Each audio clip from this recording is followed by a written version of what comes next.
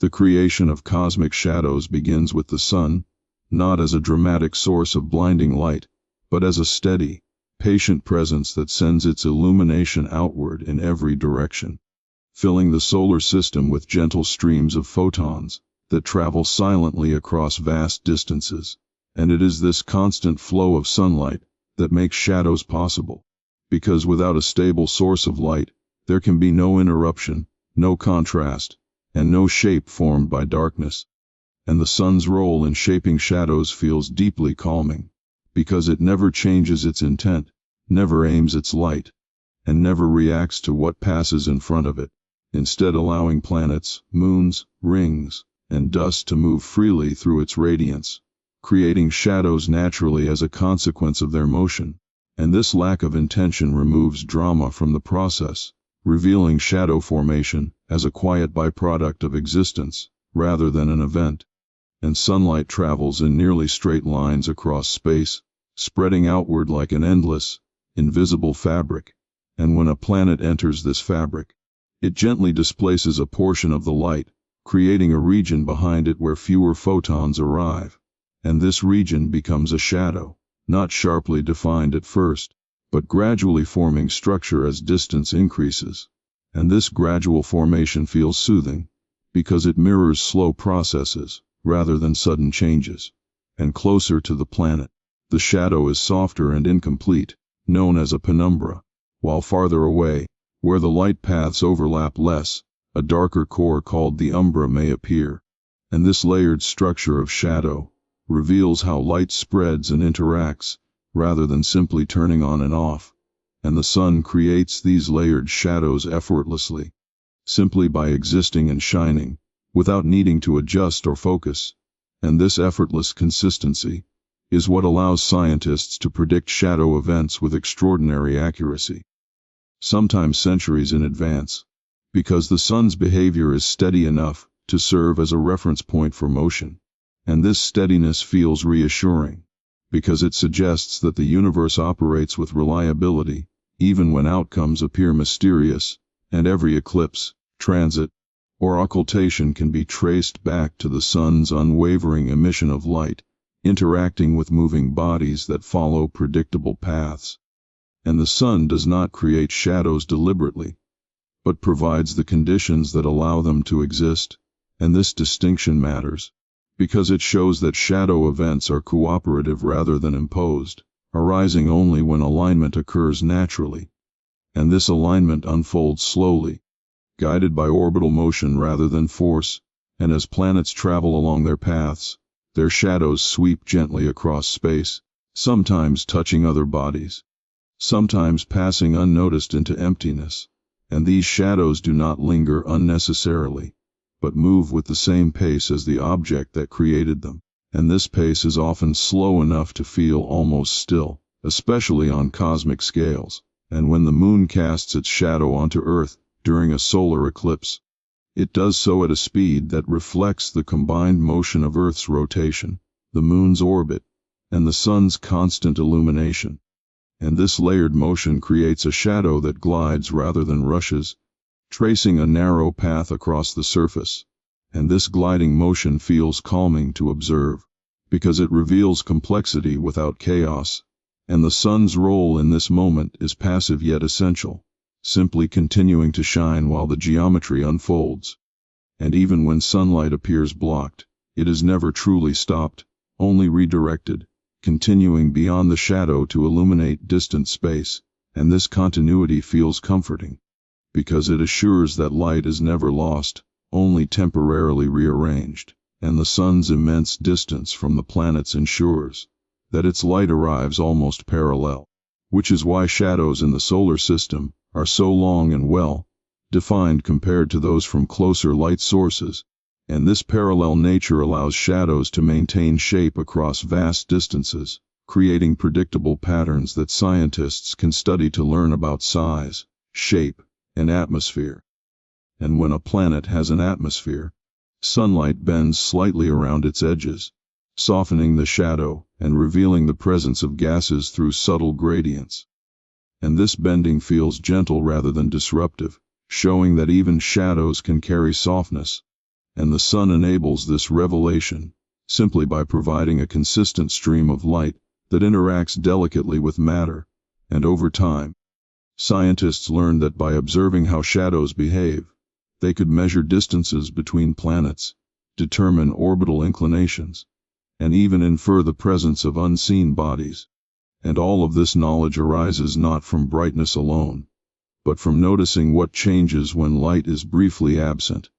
And this focus on absence feels surprisingly peaceful, because it values subtlety over intensity, and the sun's steady illumination allows the solar system to function like a vast, slow-moving clock, where shadows mark moments without noise, and ancient observers may have feared eclipses because they interpreted shadow as a sign of disruption. But understanding reveals that these events are signs of extraordinary regularity, showing that the same light has been shining in the same way for billions of years, allowing predictable shadows to form whenever alignment occurs. And this longevity feels deeply reassuring, because it suggests that the universe does not change its rules abruptly, and the sun continues its role today, exactly as it did long before life emerged, shining steadily while planets move and shadows form. And this continuity invites the mind to slow down, trusting that not everything requires intervention or control. And as awareness rests on the sun's quiet constancy, thoughts become less urgent, mirroring the slow spread of light across space, and the idea of shadows becomes less about darkness and more about interaction, where light and matter meet briefly, exchange information, and then continue on their separate paths. And this exchange happens endlessly across the solar system, silently shaping events without drama. And as the mind follows this slow, patient process, it naturally settles into a calmer state, aligned with the same steady rhythm that allows the sun to create cosmic shadows simply by shining endlessly, without effort, and without interruption.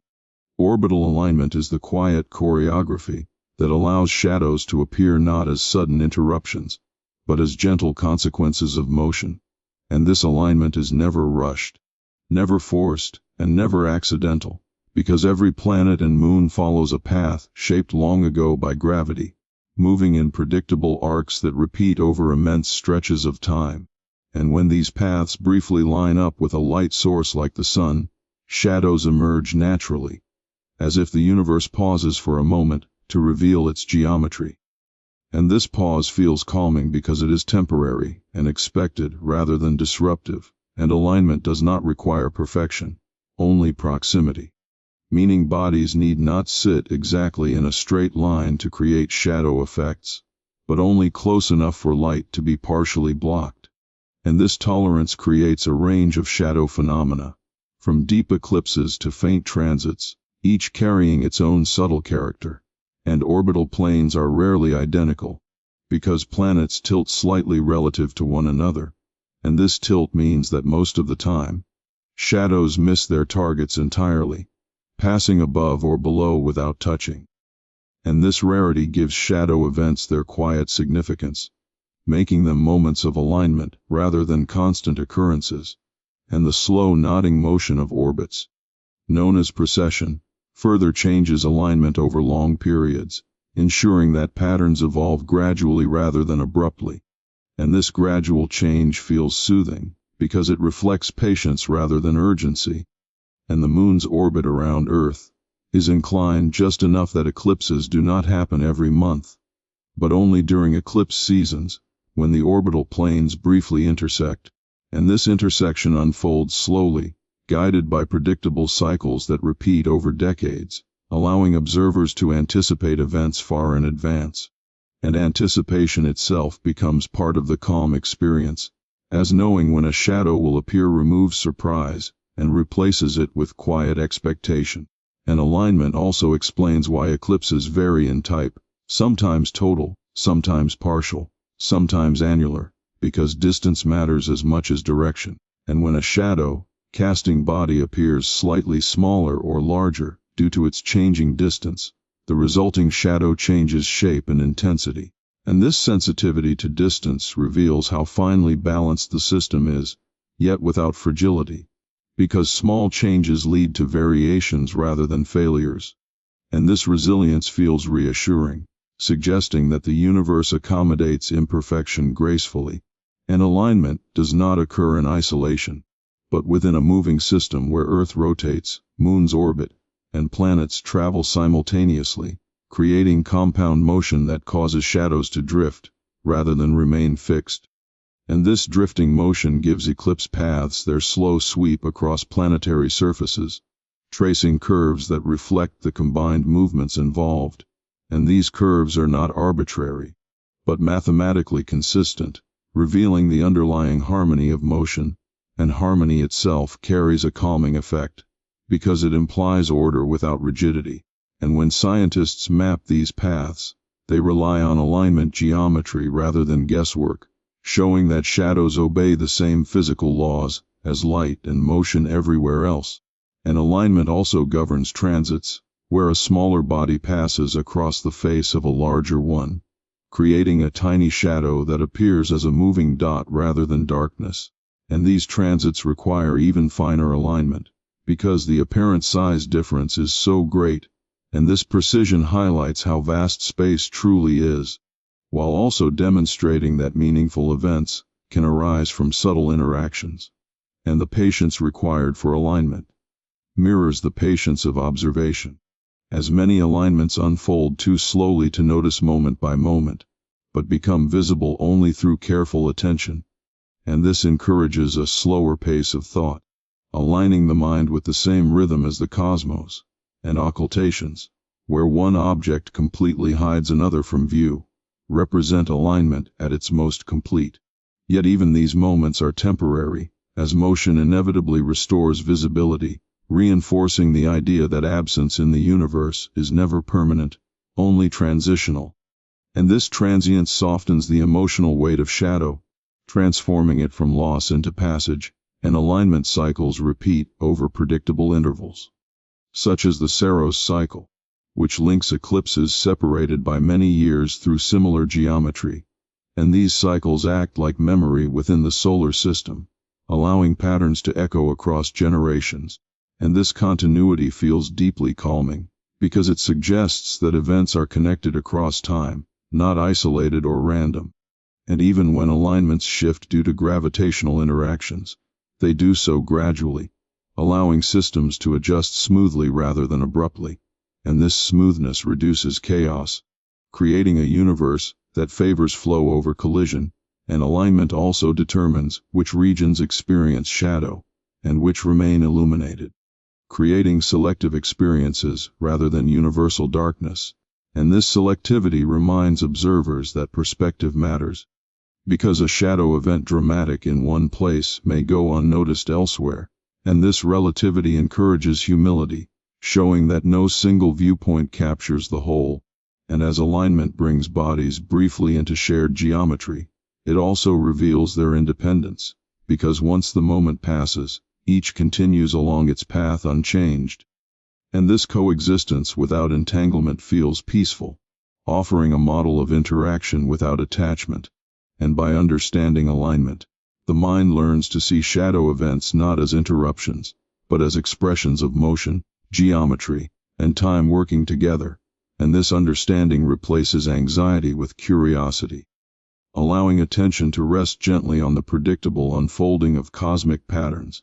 And as the concept of alignment settles in, thoughts slow, mirroring the deliberate pace of orbits, and awareness drifts calmly alongside planets and moons as they move, align, cast shadows, and move on, endlessly repeating a dance that never hurries, never stops, and never requires attention to continue, existing quietly whether observed or not, and inviting rest simply by being understood.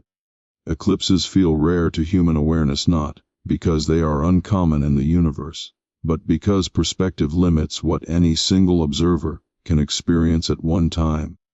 And this limitation creates the illusion of scarcity, where there is actually abundance,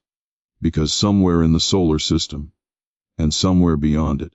shadows are constantly forming as light encounters moving bodies. Yet most of these events happen quietly, unnoticed,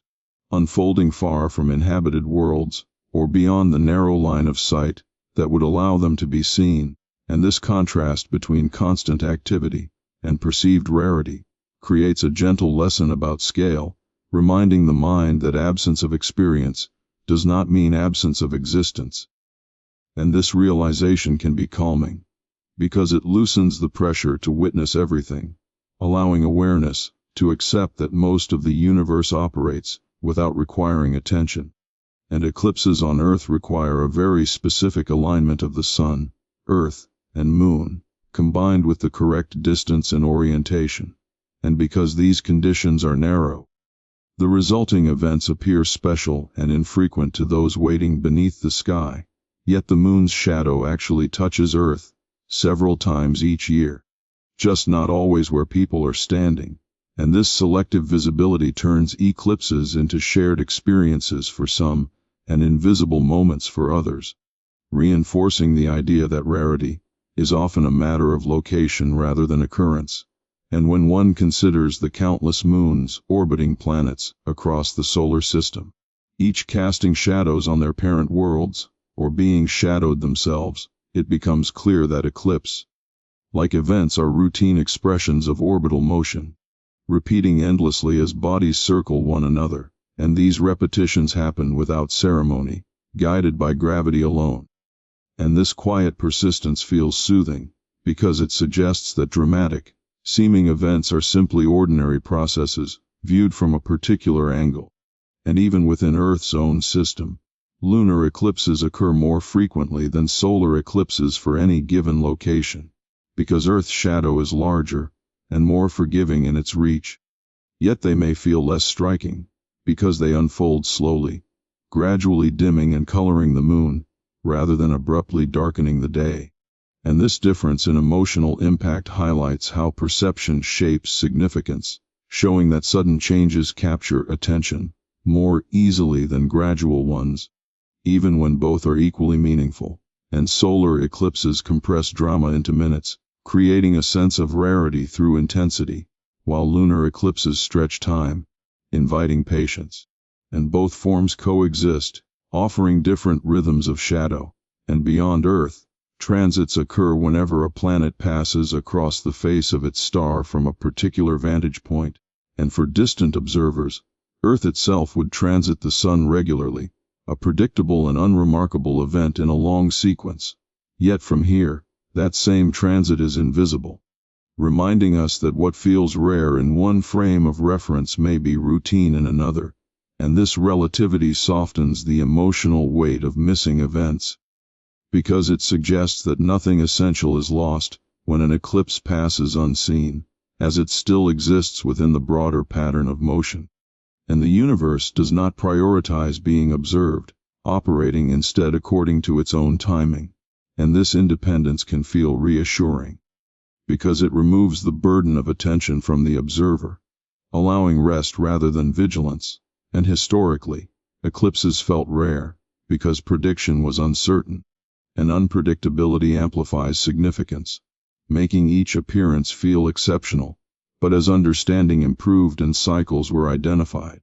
eclipses shifted from omens to appointments, from surprises to scheduled moments, and this transition replaced fear with calm anticipation, showing how knowledge changes emotional response without changing the event itself. And even now, when eclipses are mapped centuries in advance, they retain a sense of rarity, because personal experience remains limited, as no individual can witness more than a small fraction of those that occur over time. And this personal limitation contrasts with cosmic continuity, creating a gentle tension between finite lives and infinite motion. And this tension can be comforting rather than unsettling, because it places individual experience within a larger, stable context, and rarity also arises from memory, as infrequent events stand out more vividly against daily routine, embedding themselves more deeply in awareness, while frequent processes fade into background. And this selective memory reinforces the idea that eclipses are special, even though the mechanics behind them are ordinary. And recognizing this distinction allows the mind to appreciate drama without exaggerating significance, enjoying the moment without attaching anxiety or expectation. And when eclipses are understood as constant somewhere, the pressure to witness them dissolves, replaced by quiet appreciation for those that do appear. And this attitude mirrors the universe's own indifference to attention, offering a model of presence without demand. And the sky continues its work whether watched or not, casting shadows, revealing alignments, and moving on. And in this realization, rarity becomes a subjective experience, rather than an objective condition, allowing the mind to rest in acceptance rather than longing. And as awareness drifts outward to imagine eclipses, occurring simultaneously on distant worlds, in systems with multiple suns and moons, the sense of isolation softens, replaced by connection through shared physics, and this connection feels gentle, because it is impersonal, binding worlds together through law rather than intention. And when the idea settles that eclipses are always happening, just not always here, thought slows, releasing urgency, and attention relaxes into the steady rhythm of orbital motion, knowing that shadows will return when alignment allows, without effort, without announcement, and without hurry, repeating patiently across time, whether noticed or not. Solar eclipses are best understood not as the sun disappearing, but as a shadow quietly traveling across a planetary surface, shaped by geometry and guided by motion. And this traveling shadow is small compared to the planet it touches, yet it carries immense emotional weight, because it moves through familiar landscapes, briefly altering light that is otherwise constant. And the moon's shadow begins as a narrow cone stretching through space, tapering as it moves away from the moon, and whether this cone reaches Earth's surface or falls short determines whether an eclipse becomes total or annular, showing how distance subtly controls experience. And as Earth rotates beneath this shadow, the point of contact shifts, creating a curved path that sweeps across oceans, continents, and skies. And this path is not random, but the result of combined motions, including Earth's spin, the moon's orbit, and Earth's own journey around the sun. And the harmony of these motions gives the shadow a predictable grace, moving at speeds that feel both swift and slow, fast enough to pass within minutes,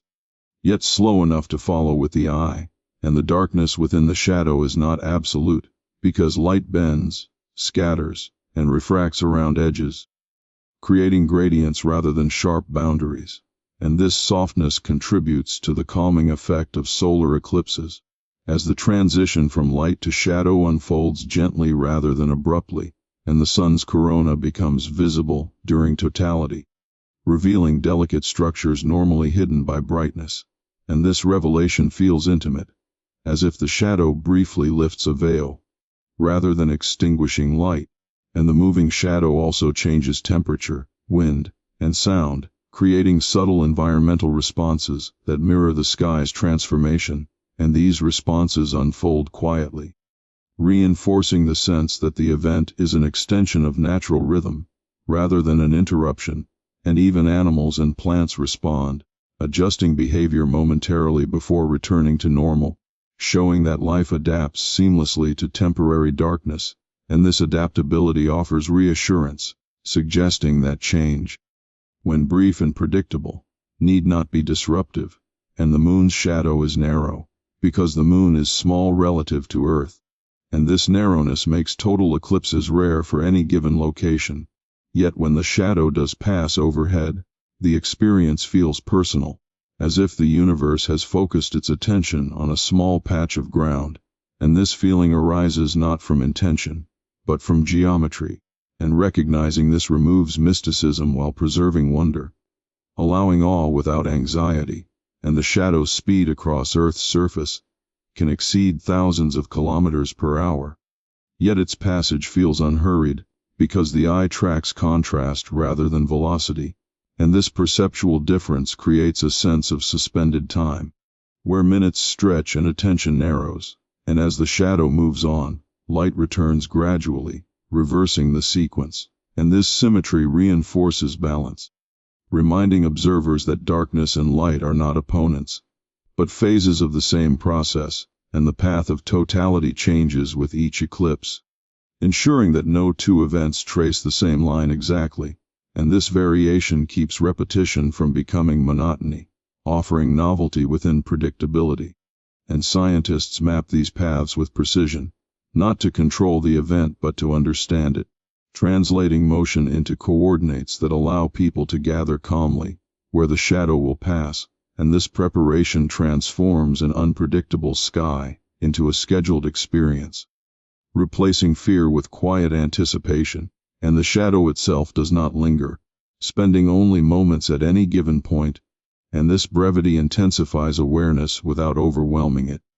creating a memory that feels complete rather than excessive. And even partial eclipses, where the shadow only grazes Earth, demonstrate the same principles, offering a scaled-down version of the process, and this scalability reflects how cosmic events adapt to circumstance, maintaining structure while varying intensity. And when the idea of a moving shadow settles into understanding, solar eclipses lose their sense of threat and become expressions of motion, light, and time cooperating. And this cooperation feels deeply calming, because it suggests that dramatic changes can arise from simple rules, unfolding smoothly without conflict.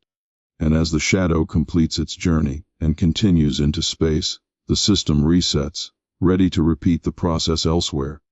And knowing this repetition exists allows the mind to let go of urgency, resting in the knowledge that the sky's patterns will return, guided by gravity, indifferent to attention, and endlessly patient. Lunar eclipses unfold as Earth's shadow drifts quietly through space and across the moon, not as a sudden act of darkness, but as a slow and deliberate passage that reflects the scale and patience of orbital motion. And unlike solar eclipses, which are brief and localized, lunar eclipses are expansive and shared, visible to anyone on the night side of Earth, creating a sense of collective witnessing that feels gentle rather than dramatic. And Earth's shadow is large, composed of a darker inner region, called the umbra, and a lighter outer region, called the penumbra. And as the moon enters these regions, the change in brightness is gradual, allowing the eye and the mind time to adjust.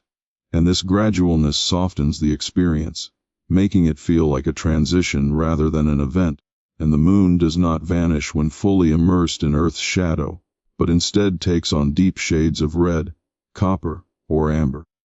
colors created by sunlight filtering through Earth's atmosphere and bending into the shadow, carrying with it the hues of every sunrise and sunset occurring around the planet at that moment. And this bending of light transforms Earth into a lens, projecting a subtle imprint of itself onto the moon. And this connection between worlds feels intimate and calming, as if Earth and Moon are quietly communicating through light. And the color variations depend on atmospheric conditions, such as dust, clouds, and volcanic particles, meaning each lunar eclipse carries a unique signature,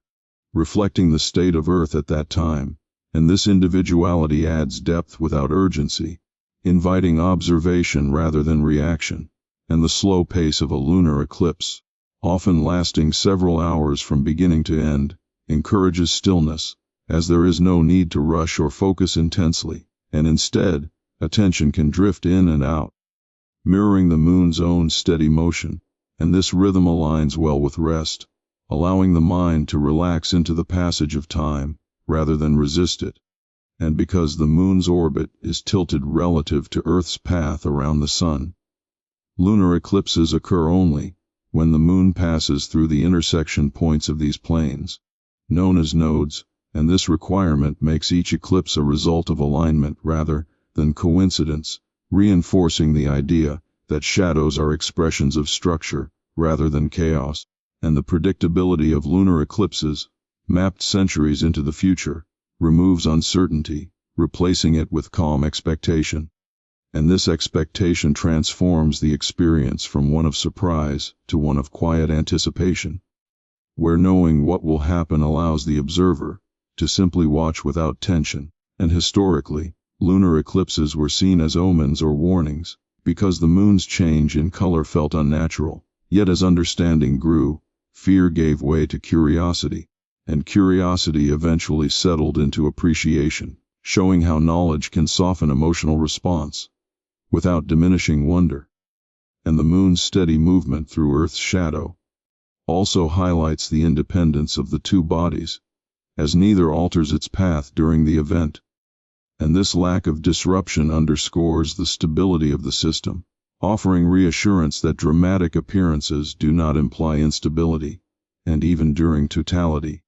When the moon is fully within the umbra, it remains visible, glowing faintly against the dark sky. And this persistence of visibility during shadow suggests that darkness in the universe is rarely absolute, often infused with residual light, and this idea carries emotional comfort, implying continuity rather than disappearance. And the Earth's shadow itself is not static, but shifts slightly due to atmospheric refraction and the changing distance between Earth and Moon, adding subtle variation to each eclipse. And these variations remind observers that even predictable events contain nuance, blending repetition with novelty.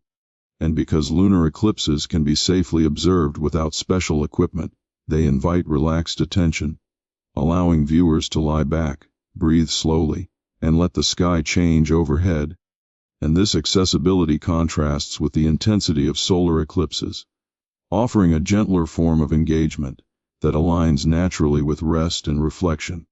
And the moon's familiarity amplifies the effect, as seeing a well-known object altered temporarily encourages contemplation without alarm. And as the moon exits Earth's shadow, brightness returns gradually, reversing the process without urgency. And this symmetry reinforces balance, showing that entry and exit, loss and return, are parts of the same cycle. And once the eclipse ends, the moon resumes its usual appearance, unchanged in orbit or behavior. And this return to normalcy reinforces trust in the stability of natural systems. And imagining Earth's shadow extending into space beyond the moon invites a broader perspective, as that same shadow continues onward, thinning and dispersing, becoming just another region of reduced light among countless others. And this continuity dissolves the boundary between event and background, reminding the mind that what feels significant locally is part of a larger, ongoing process. And as awareness settles into this understanding, the emotional tone of lunar eclipses shifts fully into calm appreciation, where the slow dance of shadow becomes a visual expression of time itself, moving steadily, predictably, and without demand. And in this steady movement, the mind finds permission to slow down, to follow the moon at its own pace, and to rest in the quiet certainty that light will return, just as it always has, guided by gravity alignment and the patient geometry of space. Partial, total, and annular eclipses are not separate phenomena, but gentle variations of the same shadow process, shaped by distance, alignment, and perspective. And understanding them as variations rather than categories removes hierarchy, allowing each type to be appreciated without comparison or expectation. And a partial eclipse occurs when the shadow only grazes the observer's location, allowing some sunlight to remain visible. And this incomplete covering creates a crescent-shaped sun that changes slowly over time, inviting observation without urgency. And because light is never fully removed, the experience remains grounded in familiarity, offering a subtle shift rather than a dramatic transformation.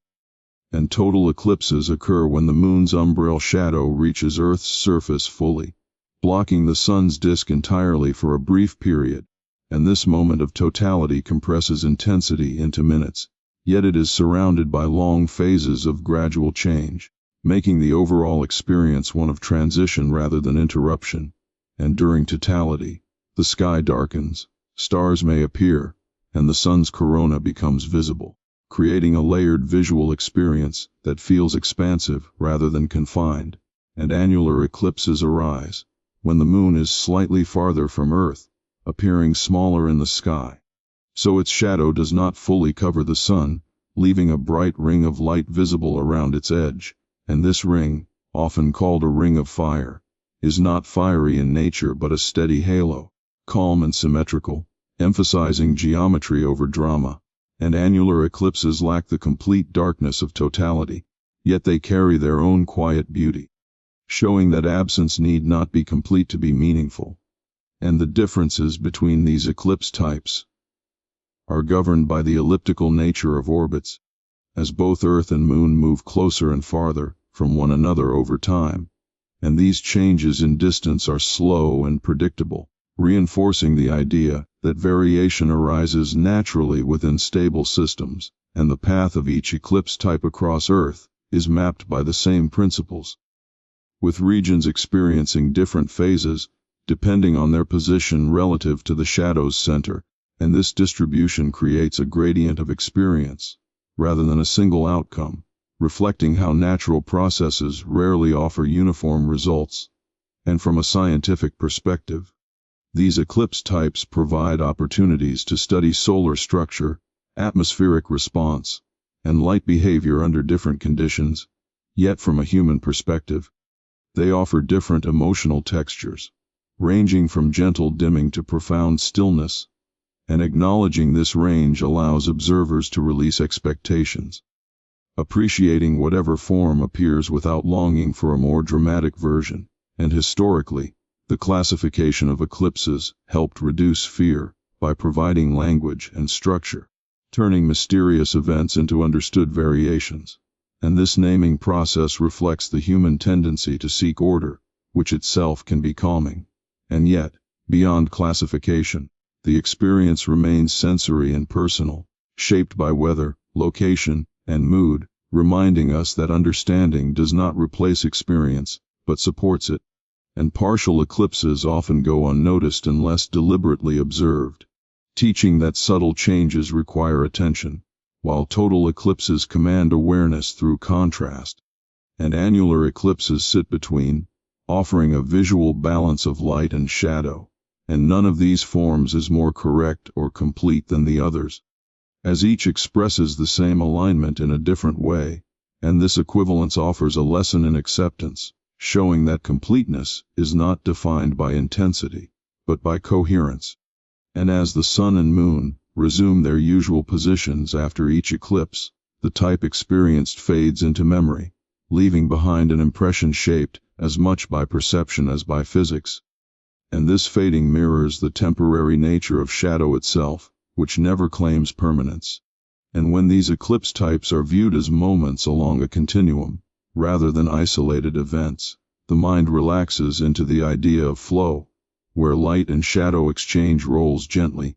guided by motion rather than intention, and this understanding transforms anticipation into openness, allowing observers to meet each eclipse on its own terms, without comparison, without disappointment, and without urgency. And as the patterns repeat over years and generations, the categories remain useful but secondary, serving as quiet signposts within a larger, continuous process that unfolds patiently, inviting attention but never demanding it. And in this patience,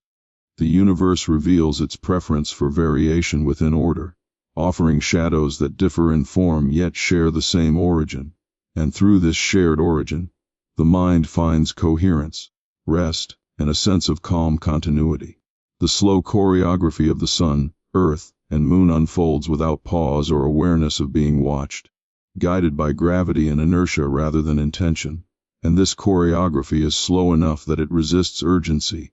unfolding across hours, days, and months rather than moments. And it is within this slowness that eclipses and shadow events find their calm character, because nothing in the system rushes to meet another body, and each follows a path set by mass and distance, repeating patterns that have persisted for billions of years.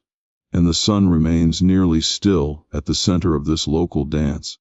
not because it lacks motion but because its immense mass anchors the system, allowing Earth to orbit in a wide, steady arc, while the Moon circles Earth in a smaller, more intimate loop. And these nested motions create layered rhythms, with the Moon's monthly cycle embedded within Earth's yearly journey. And this layering ensures that alignments occur only when multiple rhythms coincide, reinforcing patience rather than immediacy. And the Moon's orbit is slightly tilted, introducing variation and preventing constant alignment, and this tilt acts as a gentle buffer, spacing out shadow events and allowing light to dominate most of the time. And when alignment does occur, it is not sudden, because the bodies approach one another gradually in angular terms, giving observers time to anticipate change.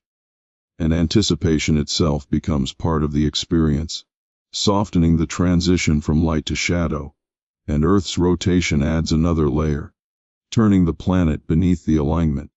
so that shadows move across surfaces rather than remaining fixed, and this movement is smooth and predictable, creating paths that can be traced mathematically long before the event occurs, and this predictability removes surprise, replacing it with quiet expectation. And the choreography does not require precision beyond natural tolerance, because gravitational systems allow for variation without collapse,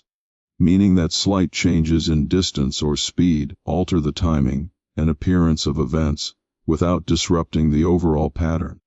And this resilience contributes to a sense of stability, suggesting that the universe accommodates change gracefully. And as the moon's shadow sweeps across Earth, or Earth's shadow drifts across the moon, the underlying motions continue uninterrupted, with no body slowing or accelerating in response to the event itself, and this indifference reinforces the idea that eclipses are byproducts of motion rather than goals, and this reframing reduces drama, allowing the mind to observe without projecting meaning or urgency, and over long periods, the choreography evolves subtly, as tidal interactions slowly alter the moon's distance from Earth and Earth's rotation rate changes imperceptibly, and these changes occur on timescales far beyond human experience, creating a background of slow transformation that contrasts with the immediacy of individual eclipses, and this contrast places personal experience within a vast temporal context, which can feel grounding rather than overwhelming. And ancient observers sensed this choreography without understanding its mechanics, noticing patterns and cycles that repeated reliably, and this reliability fostered early calendars and timekeeping, linking sky motion to daily life, and even then, the slowness of the dance encouraged patience, as cycles unfolded over months and years, teaching observation rather than reaction, and modern understanding adds detail, without altering the fundamental calm, revealing the precise gravitational relationships that maintain balance. And this knowledge reinforces trust in the system's stability, and the Sun, Earth, and Moon never collide or separate abruptly, because their choreography is self-regulating, governed by conservation of energy and momentum, and this self-regulation offers a model of balance without oversight, suggesting that complex systems can maintain order through simple rules. And when the mind aligns with this rhythm, thoughts naturally slow, mirroring the measured pace of orbits, and attention shifts from outcome to process, finding rest in the repetition of motion, rather than fixation on events. And as the choreography continues, eclipses emerge and fade as highlights within a continuous performance, not as interruptions. And this framing allows observers to enjoy moments of shadow, without attaching fear or urgency, appreciating them as expressions of the same dance that produces day and night, seasons, and phases of the moon,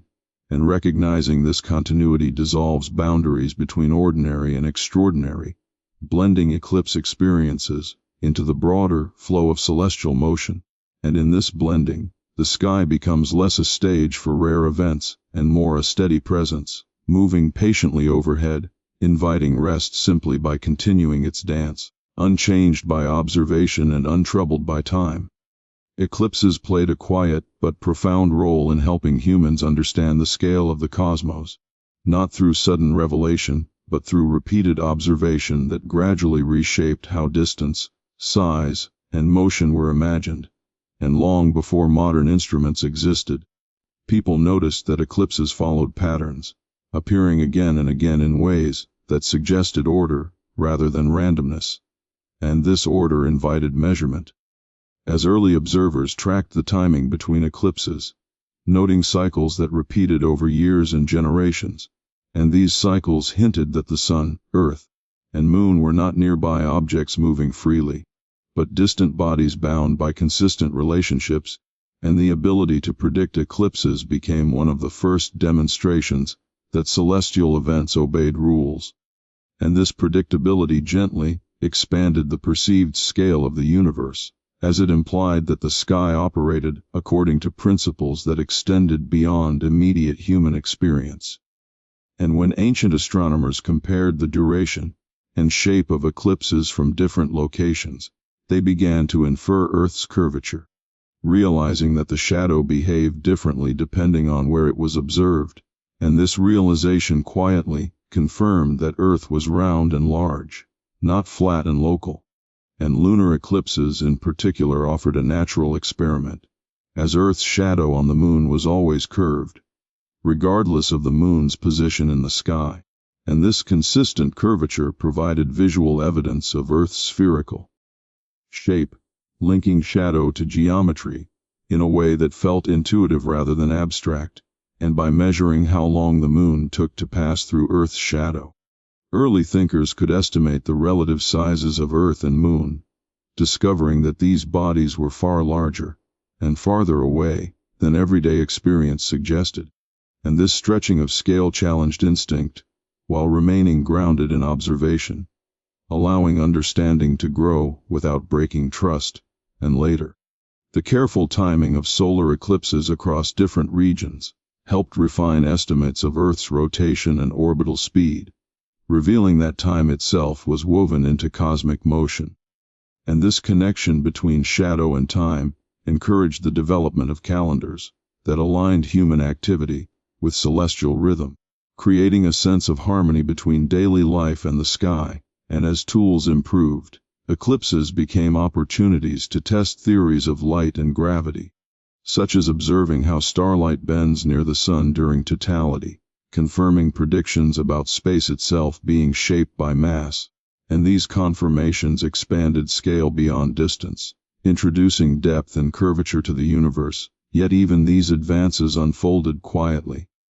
through careful measurement rather than spectacle, and the cumulative effect of eclipse observations was a gradual enlargement of perspective, moving human understanding from a small,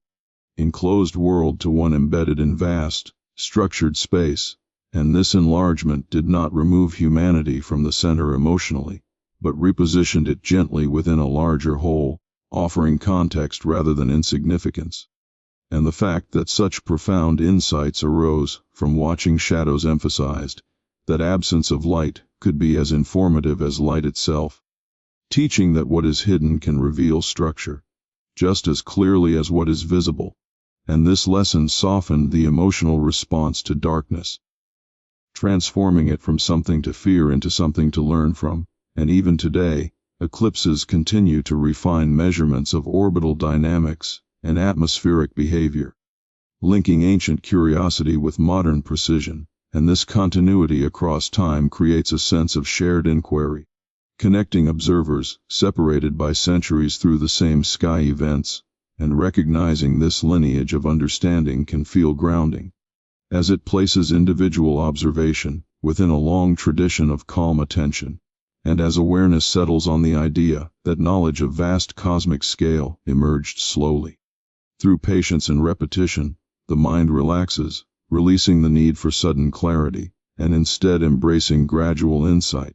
much like the shadow of an eclipse moving steadily across the sky, revealing form through motion rather than force. And in this slow revelation, eclipses offer not only data, but also a model for understanding itself, showing that comprehension grows best when given time, space, and the willingness to watch quietly as patterns unfold. Transits are among the quietest shadow events in the universe, so subtle that they often go unnoticed without careful attention. Yet they carry immense significance because they reveal worlds that cannot be seen directly. And a transit occurs when a smaller body passes in front of a larger light source, usually a planet crossing the face of its star, causing a tiny, temporary dimming of light rather than visible darkness.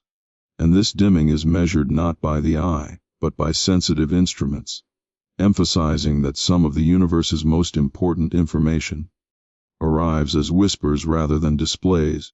And the calm nature of transits reflects their scale, as planets are small compared to stars, and their shadows do not block light entirely, but only reduce it slightly, creating gentle dips in brightness that repeat with regularity, and these repetitions allow scientists to infer the presence of planets orbiting distant stars, even when those planets themselves remain invisible. And this indirect detection highlights the power of shadow as evidence, showing that absence can signal existence. And the predictability of transits depends on precise alignment, as the planet's orbital plane must be oriented so that it passes between the star and the observer. And because this alignment is rare from any given viewpoint, each detected transit represents a fortunate perspective, rather than a special planet. And this realization reframes rarity as a matter of orientation, reinforcing the theme that cosmic events depend on position as much as occurrence, and transits unfold slowly, often lasting hours, with light fading and returning in smooth curves, rather than sharp changes, and this smoothness mirrors the steady motion of orbits, inviting patience in observation and interpretation, and the depth of the light dip reveals the planet's size relative to the star, while the timing between dips reveals orbital period, allowing a distant system's architecture to be reconstructed from minimal signals. And this reconstruction feels almost meditative, as complex structures emerge from small, repeated patterns, and when transits are observed across different wavelengths of light, subtle changes in depth can indicate the presence of atmospheres, as certain wavelengths are absorbed more than others, and this absorption transforms the planet from a simple shadow into a textured world with layers and composition, all inferred without direct imaging. And this indirectness fosters a quiet sense of connection, as it suggests that understanding does not require closeness, only consistency and attention. And transits also reveal multiple planets in the same system, when different patterns overlap, creating a rhythm of dips that reflects a family of worlds moving together around their star, and this rhythmic patterning evokes harmony, as each planet contributes its own signature without disrupting the whole, and because transits repeat predictably, they allow long-term observation, encouraging a slow accumulation of data, rather than instant conclusions. And this accumulation aligns with rest, as it values persistence over urgency. And even within our own solar system, transits occur, such as Mercury or Venus crossing the Sun's face as seen from Earth, and these events offer scaled down demonstrations of the same principles, used to detect distant worlds, linking local experience with cosmic discovery. And observing these nearby transits reinforces continuity between the familiar and the distant, making the universe feel cohesive rather than fragmented. And the smallness of transit shadows also teaches humility, as entire planets announce their presence through changes, so slight they can be missed without care.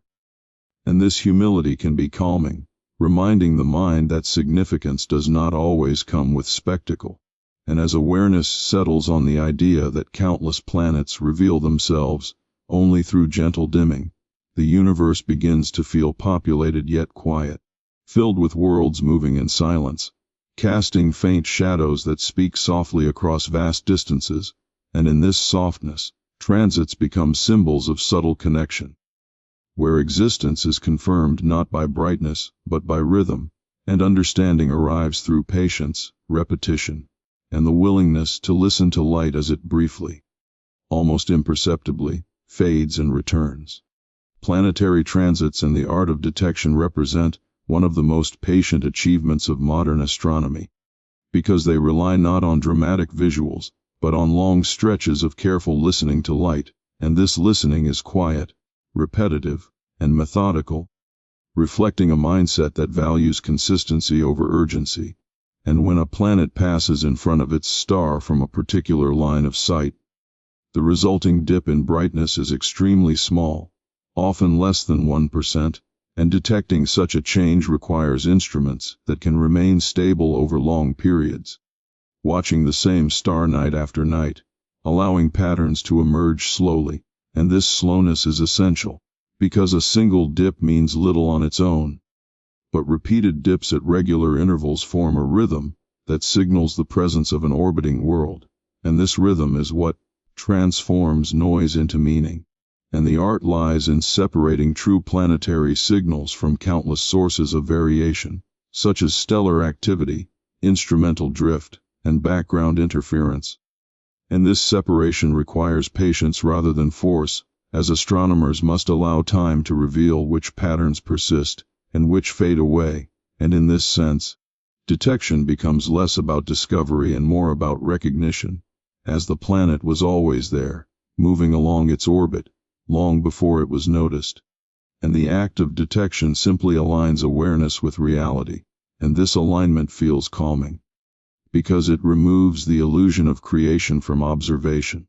emphasizing that understanding does not produce the universe, but uncovers it, and the techniques used to detect transits rely on statistical confidence, built over many cycles, meaning that certainty grows gradually rather than appearing suddenly, and this gradual growth mirrors natural learning processes, reinforcing the idea that knowledge is cumulative and restful, rather than abrupt and demanding, and once a transit is confirmed, its depth reveals the planet's size relative to its star, while the duration of the transit provides information about orbital speed and distance, allowing a distant system to be sketched in outline. And this sketching is an act of inference rather than direct vision, requiring trust in physics and consistency rather than reliance on sight. And this indirect approach cultivates humility, as it accepts limits while still extracting meaning, and over time, refinements in detection have allowed astronomers to identify smaller and smaller planets, including those comparable in size to Earth, and this increasing sensitivity has not come from rushing technology alone, but from learning how to reduce noise, stabilize instruments, and interpret subtle signals. And this reduction of noise is as much conceptual as technical, requiring clarity of thought and restraint in interpretation. And the art of detection also involves knowing when not to conclude, allowing ambiguous data to remain unresolved until sufficient evidence accumulates. And this willingness to wait reflects a calm confidence in process, rather than a need for immediate answers. And transits also allow for the study of planetary atmospheres, when light filters through the thin layer of gas surrounding a planet during its passage, imprinting spectral signatures onto the starlight, and detecting these signatures requires comparing many transits, averaging results to reveal faint absorption lines. And this averaging smooths out randomness, reinforcing the theme that clarity emerges through repetition, and as detection methods improve, patterns across many systems become visible, revealing that planets are common rather than exceptional, and this realization reshapes perception of the universe, transforming it from a sparse expanse into a crowded, yet quiet environment, filled with orderly motion, and this crowding does not feel overwhelming, because it is structured, with each planet following its own path without collision, and the regularity of transits provides reassurance that even in vastness, order persists, and the art of detection extends beyond technology into interpretation, as astronomers must contextualize each transit within stellar behavior, understanding that stars themselves are dynamic, with spots, flares, and oscillations that can mimic or obscure planetary signals. And distinguishing between these effects requires familiarity and patience, treating the star not as a static backdrop, but as an active participant.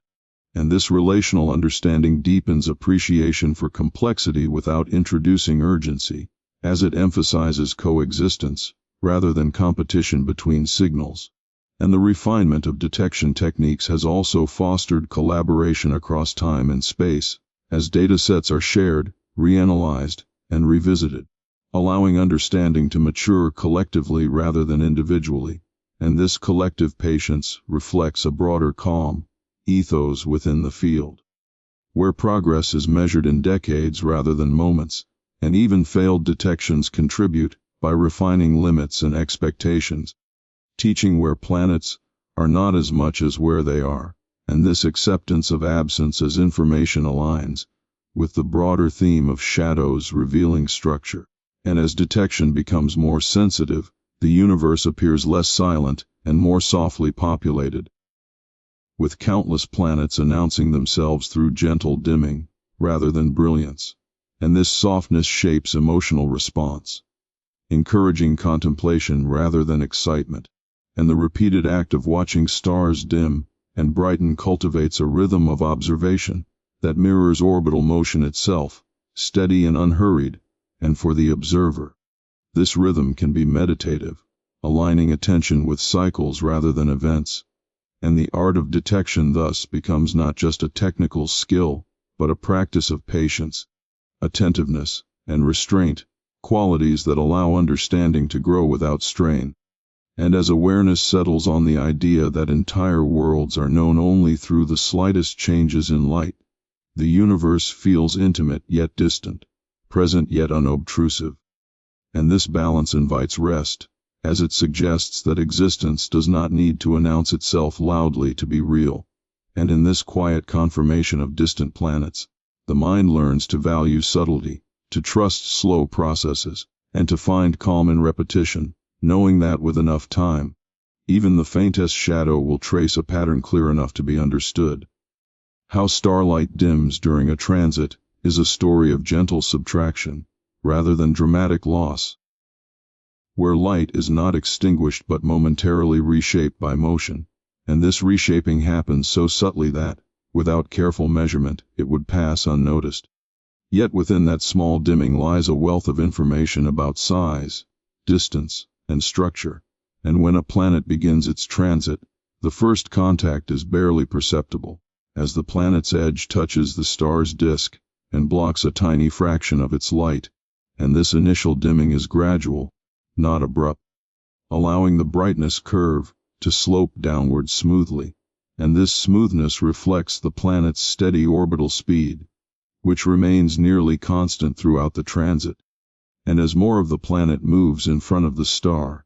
the dimming deepens until it reaches a plateau, where the planet is fully silhouetted against the stellar surface.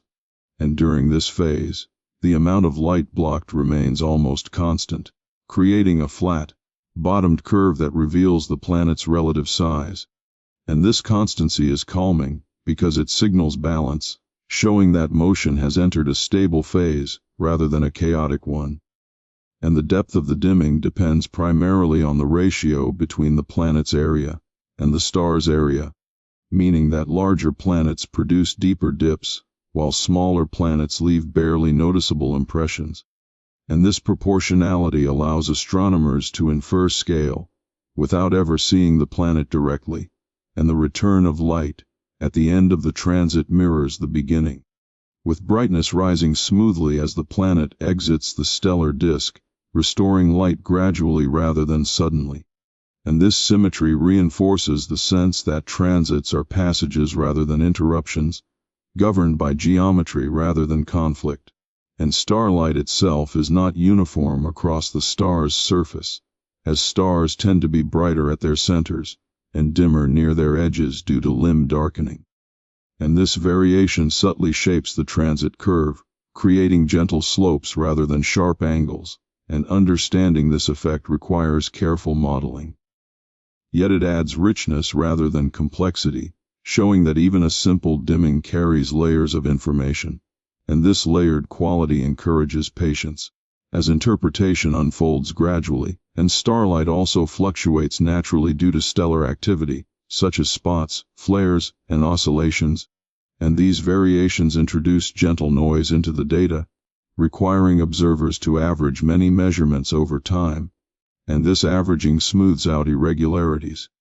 revealing the underlying transit signal, and this smoothing process mirrors rest, as repetition filters chaos into clarity, and when multiple transits are combined, the resulting light curve becomes clearer, reinforcing confidence in the planet's existence and properties. And this confidence is built slowly, reflecting a calm accumulation, rather than sudden revelation, and in systems with multiple planets, different transits overlap in time, creating complex but orderly patterns of dimming.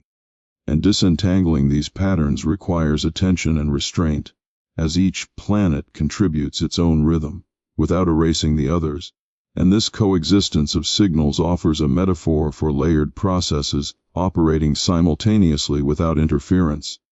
And the dimming of starlight during a transit also allows for atmospheric study, as light passing through a planet's atmosphere is partially absorbed at specific wavelengths,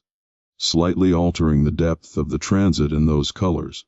and detecting these differences requires comparing many transits across different wavelengths, reinforcing the theme that subtle truths emerge only through repetition. And the fact that atmospheres can be studied through such minimal effects highlights the sensitivity of shadow-based methods, showing that even thin layers of gas can leave measurable impressions on light, and this sensitivity encourages a gentle approach to observation, valuing precision over force. And the duration of the transit provides information about orbital distance and inclination, as planets closer to their stars move faster and complete transits more quickly, while those farther away take longer, and this timing links dimming to distance, transforming time into a measure of space, and this transformation is elegant and calming, as it unites different dimensions into a single observable pattern, and the regularity of transit timing also allows deviations to be detected, such as variations caused by gravitational interactions with other planets, and these variations reveal unseen companions through their influence on motion, again demonstrating how absence can signal presence, and the dimming itself becomes a quiet language, where light speaks through what it temporarily lacks, rather than what it emits, and this language requires stillness to hear, as it unfolds slowly and softly, and the process of measuring starlight dimming often involves long periods of apparent inactivity, where instruments watch without obvious change, and this waiting is integral rather than wasteful, as it establishes baseline behavior against which transits stand out, and this emphasis on baseline reinforces the idea that understanding depends on familiarity, not novelty, and over time, repeated transit observations create a sense of intimacy with distant stars, as their brightness patterns become known and expected, and this familiarity reduces uncertainty, allowing small deviations to be recognized without alarm, and the calm nature of this work shapes emotional tone, as observers learn to trust slow signals, rather than chase dramatic ones, and when starlight dims and returns, nothing about the star itself has changed permanently, and this impermanence underscores that transits are temporary alignments, rather than transformative events, and this understanding removes any sense of disruption, framing dimming as a passing configuration rather than loss, and imagining countless stars across the galaxy experiencing similar dimming events simultaneously expands perspective, suggesting a universe filled with quiet rhythms rather than explosive change, and this expansion feels soothing, as it replaces singular drama with distributed motion. And as awareness settles on the idea that light carries information, even when reduced, the mind becomes comfortable with subtlety, learning to find meaning in small changes rather than large contrasts, and this comfort supports rest, as attention no longer seeks stimulation, but accepts gentle variation. And in the steady rise and fall of starlight during transits, there is a visual expression of balance, where light yields briefly, and then returns, unchanged in essence, and this cycle mirrors many natural processes, reinforcing trust in continuity, and as the dimming curve completes its arc and brightness stabilizes, the system returns to baseline, ready to repeat the process with the next orbit, and this readiness without urgency embodies the calm persistence of cosmic motion, inviting the observer to align with its pace, to slow thought, and to rest in the knowledge that understanding grows quietly, one gentle dip of light at a time. Transits are often described as events, yet in their essence, they are closer to whispers than announcements, because nothing about a transit demands attention on its own, and without deliberate observation it would pass entirely unnoticed, leaving no visible mark on the sky. and this quiet nature defines their character. As a planet crossing its star does not darken the day or alter the landscape, but instead causes a fractional change in brightness, so small that it blends into the background of stellar variation. And it is precisely this softness that makes transits such powerful teachers, because they reveal that significance in the universe is not always tied to intensity, and that some of the most important processes unfold gently, requiring patience rather than reaction. And a transit does not arrive suddenly, but begins gradually as the planet's edge touches the star's disk, introducing a barely measurable change that grows slowly over time. And this gradual entry sets the tone for the entire phenomenon, emphasizing continuity rather than interruption. And the star continues to shine, nuclear reactions in its core unchanged, while the planet moves silently along its orbit, indifferent to being observed, and the observer's role becomes one of listening rather than witnessing, tuning instruments and attention to subtle shifts that might otherwise be dismissed as noise. And this listening fosters a state of calm focus, as it rewards steadiness rather than excitement. And the whisper, like quality of transits, also reflects scale, because planets are small compared to stars, and their shadows are correspondingly delicate, and this disparity in size reframes perspective, reminding the mind that even vast worlds can appear insignificant against larger systems,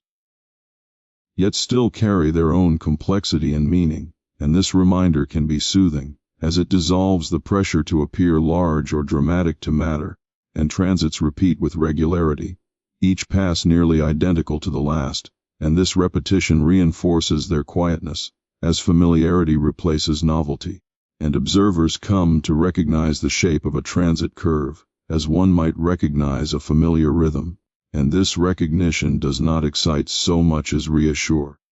because it confirms stability, and the fact that transits are predictable allows them to be scheduled years in advance, turning them from surprises into appointments. And this predictability further reduces drama, aligning them with routine rather than spectacle. And when multiple transits are observed, they blend into a pattern that becomes part of the background knowledge of a star system. And this blending underscores that transits are not singular moments, but ongoing expressions of orbital motion. And the whisper metaphor extends to the way transits reveal information, as they do not declare a planet's presence directly, but suggest it through inference, requiring interpretation rather than observation. And this indirectness fosters humility, as it acknowledges limits while still extracting understanding. And the observer must accept uncertainty, refining conclusions gradually as more data accumulates. And this acceptance aligns with rest, as it removes urgency from the process. And the whisper of a transit also contrasts with more violent cosmic events, such as flares or explosions,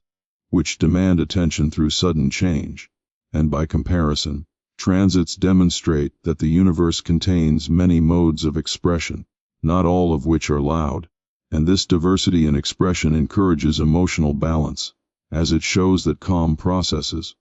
are just as fundamental as energetic ones. And the whispering nature of transits also shapes the emotional response of discovery, as finding a new planet through transits often feels less like a moment of triumph and more like a quiet confirmation,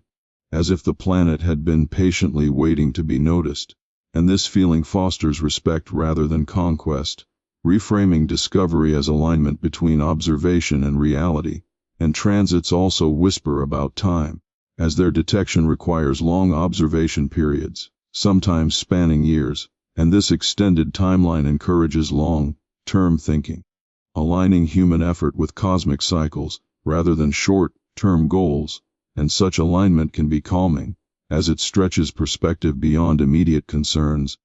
And the fact that most planets do not transit from our point of view reinforces the whisper metaphor, because countless worlds exist without ever dimming their stars from our perspective, remaining entirely silent to transit surveys. And this silence does not diminish their existence, reminding us that absence of signal is not absence of being. and this idea softens the need for validation, suggesting that reality does not depend on observation to persist, and even when transits are detected, they often require confirmation through additional methods, such as radial velocity measurements. And this layered verification process emphasizes caution over excitement, reinforcing a culture of restraint within astronomy, and restraint itself contributes to calm, as it discourages premature conclusions, and the whisper, like nature of transits, also influences how data is presented, often through smooth curves and average plots, rather than dramatic images, and these visual representations encourage contemplation, rather than reaction, aligning the observer's mindset with the subtlety of the phenomenon. And when one considers that transits allow for the detection of planets across vast distances, sometimes hundreds or thousands of light years away, the softness of the signal becomes even more striking, as it suggests that even across immense space, gentle effects can be measured and understood, and this connectivity through subtlety feels reassuring, implying that the universe is coherent enough to communicate through faint signals, rather than force, and the repeated whisper of transits across many stars builds a statistical picture of planetary populations, revealing patterns in size, orbit, and distribution, and these patterns emerge slowly, reinforcing the theme that understanding grows cumulatively rather than explosively, and the calm patience required to interpret these patterns mirrors the patience of the orbits themselves, which repeat endlessly without deviation, and this mirroring creates resonance between observer and observed, aligning human rhythm with cosmic rhythm. And as awareness settles into this alignment, the mind becomes comfortable with quiet signals, learning to trust that meaning does not require emphasis,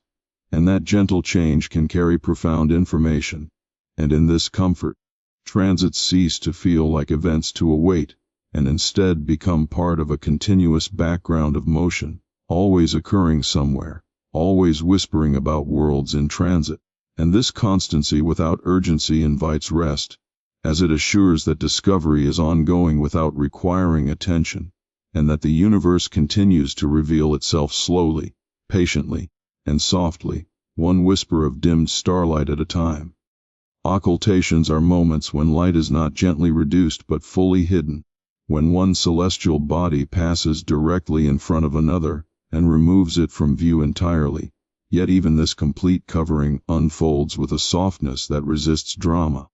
because the disappearance is temporary, predictable, and governed by steady motion rather than sudden force, and an occultation does not destroy or alter the hidden object, but simply places it behind another from a particular line of sight, reminding the observer that absence in the universe is often a matter of perspective rather than loss, and these events occur across many scales, from the moon briefly covering a distant star, to a planet hiding another planet, or even a galaxy from view, and in each case, the underlying principle remains the same, as motion along an orbit causes one object to align precisely enough to block light completely, and this precision is rare but not exceptional. As given enough time, alignment becomes inevitable, and this inevitability carries a sense of calm, because it suggests that even complete darkness follows rules. And lunar occultations of stars are among the most accessible examples, where a bright point of light vanishes abruptly as the moon's sharp edge passes in front of it. And this disappearance feels sudden compared to eclipses or transits, yet it is not chaotic, as the timing and location can be predicted with remarkable accuracy. And the suddenness is perceptual rather than physical, arising from the star's tiny apparent size, rather than from rapid motion. And understanding this distinction transforms surprise into appreciation, as the event becomes an expression of geometry, rather than an interruption. And occultations provide valuable information precisely because of their sharp transitions, as the instant a star disappears or reappears can be timed with great precision, allowing astronomers to refine measurements of the moon's position, shape, and motion, and these measurements, accumulated over time, improve understanding of orbital dynamics, and this accumulation reflects patience rather than urgency, as each event contributes a small piece to a larger picture. And when planets occult stars, the event can reveal the planet's atmosphere, as starlight dims gradually rather than vanishing instantly, indicating refraction and absorption in layers of gas, and this gradual fading transforms an occultation into a probe, allowing invisible structures to be inferred from the behavior of light. And this probing is gentle, relying on observation rather than intervention, and occultations also reveal details about rings, moons, and even dust around planets, as these features cause additional, subtle dips in light before or after the main disappearance, creating a pattern of partial shadows that unfold quietly. And interpreting these patterns requires attentiveness and restraint,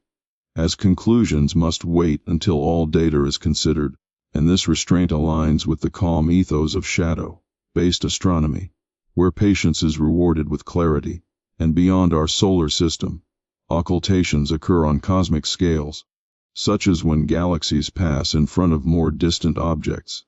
bending and blocking light through gravitational lensing. And while these events are complex, they still follow the same principle of alignment and perspective,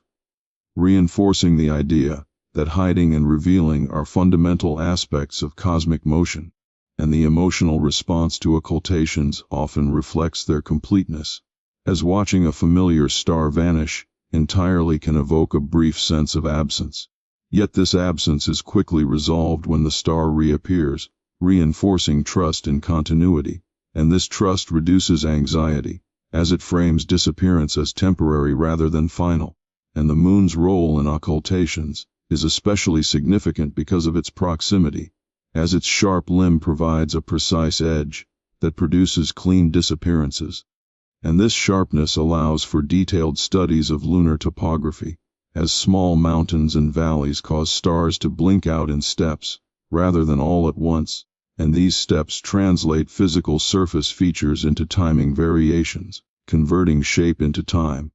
And this conversion illustrates the deep interconnectedness of spatial and temporal measurement, and the calm repetition of occultations over time allows observers to become familiar with these patterns, reducing novelty and replacing it with recognition. And this recognition fosters a sense of reliability, as the sky behaves as expected, even when light disappears completely. And historically, occultations helped refine star catalogs and planetary orbits, contributing quietly to the accuracy of celestial maps, and this contribution often went unnoticed by the broader public, reflecting the understated nature of the phenomenon itself. And even today, occultations rarely attract attention outside specialized communities. Yet they continue to refine understanding with each occurrence, embodying the idea that progress often happens without spectacle. And the predictability of occultations allows them to be scheduled and observed calmly, without urgency or fear,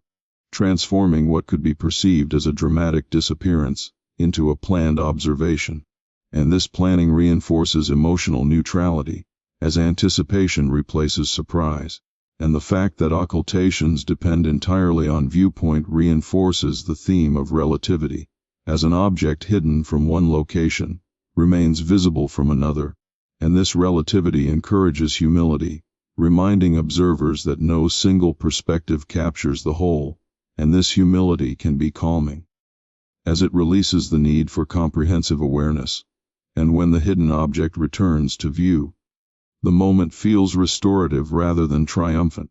as light resumes its place without celebration, and this quiet return reinforces the idea that the universe maintains balance without commentary. And imagining countless occultations occurring simultaneously across the universe, unnoticed and unremarked, expands perspective, suggesting a cosmos filled with constant hiding and revealing, not as acts of drama, but as routine consequences of motion. And this routine nature softens the emotional impact of disappearance, reframing it as part of an ongoing cycle, rather than an endpoint. And as awareness settles into this understanding, the mind learns to associate darkness with alignment rather than threat, and absence with perspective rather than loss. and this association fosters calm, as it removes fear from the idea of things being hidden, trusting that motion will restore visibility in time, and in this trust, occultations become lessons in patience, teaching that even when light is fully blocked, the system continues unchanged, and that waiting quietly is often all that is required for clarity to return. Solar eclipses are often described as dramatic events, yet when examined through the lens of slow cosmic motion, they become some of the most peaceful alignments in the universe, because nothing collides, nothing accelerates, and nothing changes its path, as the moon simply continues along its orbit, and the earth continues its rotation, and for a brief moment, their motions overlap in such a precise way that sunlight is partially or fully blocked, creating a shadow that glides gently across the surface of the planet, and this shadow is not a thing but a region of alignment, defined not by substance, but by geometry, and understanding this removes any sense of threat, replacing it with quiet appreciation for orbital harmony, and the moon's shadow consists of two main parts, the umbra and the penumbra, each representing a different degree of light reduction, and neither is static, as both move continuously, due to the combined motions of Earth's rotation and the moon's orbit, and this motion is smooth and predictable, unfolding over hours rather than seconds, and within the umbra, a total solar eclipse occurs, where the sun is fully hidden, while in the penumbra, a partial eclipse takes place, where only a portion of sunlight is blocked, and both experiences arise from the same alignment, differing only by distance and angle, reinforcing the idea that dramatic differences often emerge from subtle positional changes, and during totality. When the sun is completely obscured, daylight dims into an unnatural twilight, yet the transition into darkness is gradual rather than abrupt, as light fades softly and temperatures drop gently, allowing the environment to adjust without shock, and this gradual change is essential to the calming quality of eclipses, as the nervous system responds more peacefully to slow transitions than to sudden ones, and the appearance of the solar corona during totality adds to this calm, as wisps of plasma extend outward in delicate patterns, revealing the sun's outer atmosphere without glare, and this revelation feels intimate rather than overwhelming, as if the universe briefly lowers its brightness to allow quiet observation, and the corona's structure reflects magnetic fields rather than explosive forces, forming loops and streamers that curve gracefully, emphasizing order over chaos, and even the duration of totality reinforces restraint, as it lasts only minutes at most, ensuring that darkness never overstays, and this brevity maintains balance, preventing fear from settling in. And from a scientific perspective, solar eclipses provide opportunities to study solar dynamics, test theories of gravity, and measure atmospheric effects.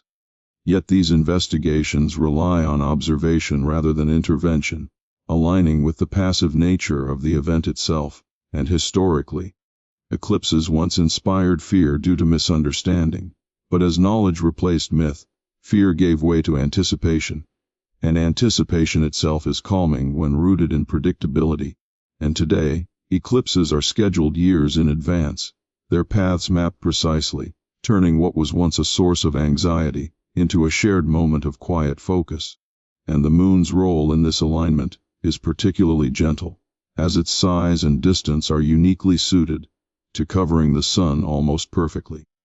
An apparent coincidence that enhances the aesthetic symmetry of the event, and this near, perfect fit creates a sense of balance that feels intentional. Even though it arises from natural processes, and watching the moon slowly encroach upon the sun reinforces patience, as nothing can be rushed, and the sequence unfolds according to orbital timing rather than human desire, and the surrounding environment responds subtly, with animals quieting, winds shifting, and shadows sharpening, all of which happen gradually, reinforcing the sense of stillness. And the shadow's movement across Earth's surface is faster than sound, but still imperceptible moment by moment, creating a contrast between scale and sensation. As a vast region darkens without any sense of speed, and this disconnect encourages mental quiet, as the mind releases the need to track motion precisely, and when totality ends, light returns gently, reversing the process without urgency, restoring brightness without spectacle, and this symmetry between fading and return reinforces emotional stability, as there is no abrupt ending or beginning, only continuous change, and partial eclipses, though less dramatic, offer similar lessons, as light diminishes without disappearing, reminding observers that reduction does not equate to loss, and even annular eclipses, where the moon appears too small to cover the sun completely, create a ring of light that emphasizes continuity rather than absence, as brightness remains unbroken, encircling darkness without being consumed by it, and this imagery reinforces coexistence rather than opposition, and the geometry underlying eclipses depends on precise distances and angles. Yet these conditions occur naturally without adjustment, illustrating that complexity does not require force, only alignment, and this principle extends beyond astronomy, offering a quiet metaphor for harmony, achieved through positioning rather than effort, and the predictability of eclipses allows them to be anticipated calmly,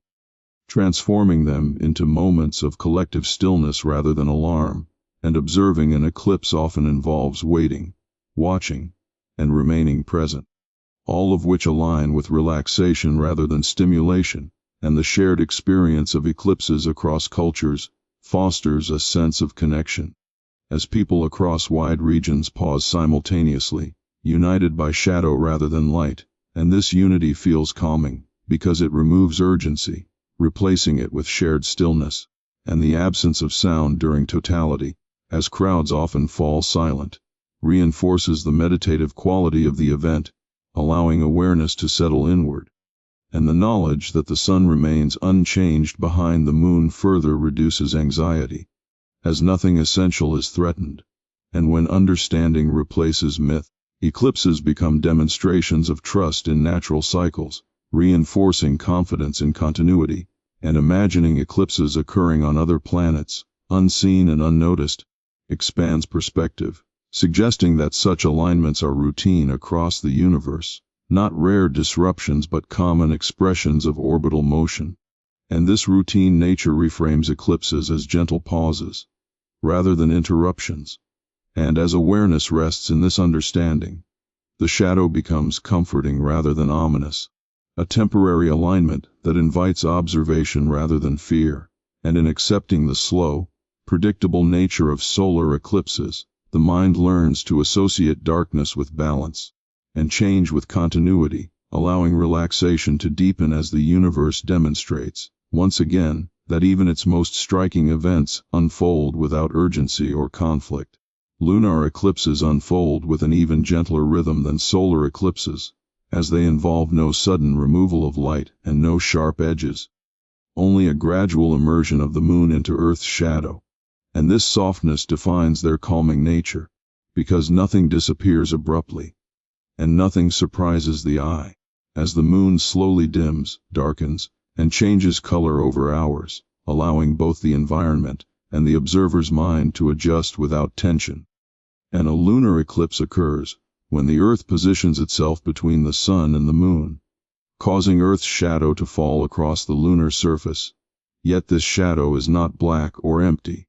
because Earth's atmosphere bends and filters sunlight, allowing red and orange wavelengths to spill into the umbra, softly illuminating the moon even at maximum eclipse, and this filtered light creates the familiar copper or blood red appearance, which is often misunderstood as dramatic, but in reality reflects gentle scattering rather than violence, as shorter blue wavelengths are dispersed, while longer red wavelengths continue their path. And understanding this transforms the color into a sign of atmospheric presence rather than cosmic intensity, and the moon's gradual entry into the penumbra begins, almost imperceptibly, as a subtle dimming that may go unnoticed at first, reinforcing the idea that significant change can begin quietly, and as the moon moves deeper into Earth's shadow, contrast increases slowly, revealing curved edges that mirror Earth's roundness, offering a visual confirmation of planetary geometry, that feels reassuring in its symmetry, and the entire process can take several hours, which removes urgency entirely, as there is no single moment that must be witnessed, and missing a few minutes does not change the experience, and this lack of pressure aligns lunar eclipses closely with relaxation and contemplation, allowing observation to drift in and out without consequence. And unlike solar eclipses, lunar eclipses are visible from anywhere on Earth, where the moon is above the horizon, making them inclusive events rather than localized ones, and this inclusivity fosters calm, because it removes competition and exclusivity, allowing everyone under the same night sky to share the same slow transformation, and the moon's surface details remain visible during totality, softly lit by refracted sunlight, preserving familiarity even in darkness, and this preservation reassures the observer that nothing has vanished, only shifted in illumination, and the absence of glare allows subtle features to emerge, encouraging gentle attention rather than stimulation. And historically, lunar eclipses were easier to interpret than solar ones, because they occurred at night and progressed slowly, and this accessibility likely contributed to their calmer place in human imagination, despite occasional myths. And as scientific understanding grew, lunar eclipses became symbols of planetary alignment rather than omens, further reducing emotional intensity, and the geometry of lunar eclipses reinforces predictability, as they occur only during full moons when the moon's orbit intersects Earth's orbital plane, and this requirement ensures that eclipses are relatively rare, yet entirely expected, and this balance between rarity and predictability sustains interest without anxiety, and the slow pace of the eclipse encourages stillness, as observers often remain outside for extended periods, allowing the body to acclimate to night air and quiet surroundings, which naturally lowers arousal levels, and the gradual color change of the moon invites reflection rather than reaction, as the shift feels organic, like a sunset unfolding across a familiar surface, and this resemblance to daily cycles reinforces the idea that eclipses are extensions of ordinary processes rather than extraordinary disruptions, and the Earth's shadow itself becomes a visible entity, revealing the planet's presence through absence of light, and this visualization fosters a sense of grounding,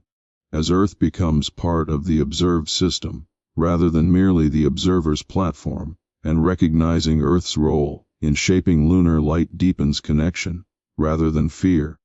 as the planet gently shelters the moon from direct sunlight, and the clarity of the shadow's edge offers insight into atmospheric conditions, as variations in color and brightness reflect global weather patterns, volcanic activity, and atmospheric composition, turning the eclipse into a subtle diagnostic tool rather than a spectacle, and this diagnostic nature emphasizes observation over excitement, and the fact that lunar eclipses pose no danger to observers further reinforces relaxation, as they can be watched with the naked eye without protection, removing barriers and equipment, and allowing a more natural connection with the sky, and the long duration encourages wandering attention, as one can observe briefly, leave, and return without missing a climax. And this freedom aligns with restful states of mind, where focus is allowed to soften, and even the terminology associated with lunar eclipses carries gentleness, with words like penumbra and umbra describing gradients rather than edges, and these gradients mirror the mental transitions between wakefulness and sleep, reinforcing the eclipse's suitability for calm narration. And as the moon begins to exit Earth's shadow, brightness returns gradually, reversing the earlier sequence without emphasis, and this symmetry between entry and exit reinforces balance, as nothing is lost or gained, only temporarily transformed, and the moon resumes its familiar glow without announcement, reinforcing continuity, and imagining lunar eclipses occurring across the solar system, where moons pass into planetary shadows on distant worlds, expands the sense of normalcy, suggesting that such slow darkenings are common cosmic events rather than special interruptions, and this cosmic repetition reduces novelty-driven excitement, replacing it with familiarity, And the quiet beauty of a lunar eclipse lies not in drama, but in patience, as the observer learns to appreciate subtle change over extended time, and this appreciation cultivates mindfulness, as attention rests on gradual variation rather than sudden shifts, and by aligning observation with slow celestial motion. Lunar eclipses gently entrain the mind to a slower rhythm, lowering cognitive tempo and easing mental noise, and in this slowed rhythm, darkness becomes a phase rather than a threat, and shadow becomes a temporary state rather than an absence, allowing relaxation to deepen as the universe demonstrates, once again, that even when light fades, it does so gently, predictably, and without urgency, offering reassurance through motion that is steady, cyclical, and calm. Planetary transits are among the quietest expressions of cosmic alignment, because unlike eclipses or occultations, nothing dramatic happens to the sky at large, no daylight fades, no moon reddens, and no familiar object disappears, as a transit is simply a small, distant body passing slowly across the face of a much larger one, appearing as a tiny dark dot moving with such patience that its motion can only be perceived over long stretches of time. And this subtlety defines the calming nature of transits, as they demand stillness rather than reaction, and a planetary transit occurs when an inner planet, such as Mercury or Venus, passes directly between Earth and the Sun, aligning precisely enough to be seen as a silhouette against the Sun's bright disk, yet this silhouette is minuscule, emphasizing scale rather than contrast, and reminding the observer that even entire planets can appear insignificant when viewed against a star, and this shift in scale gently quiets the mind, as personal concerns feel similarly small in comparison, and the predictability of transits further reinforces calm, as they follow strict orbital mechanics and occur only when orbital planes align, making them rare yet entirely expected, and their rarity does not create urgency, but instead fosters patience, as knowing a transit may occur only a few times per century encourages acceptance of slow timescales,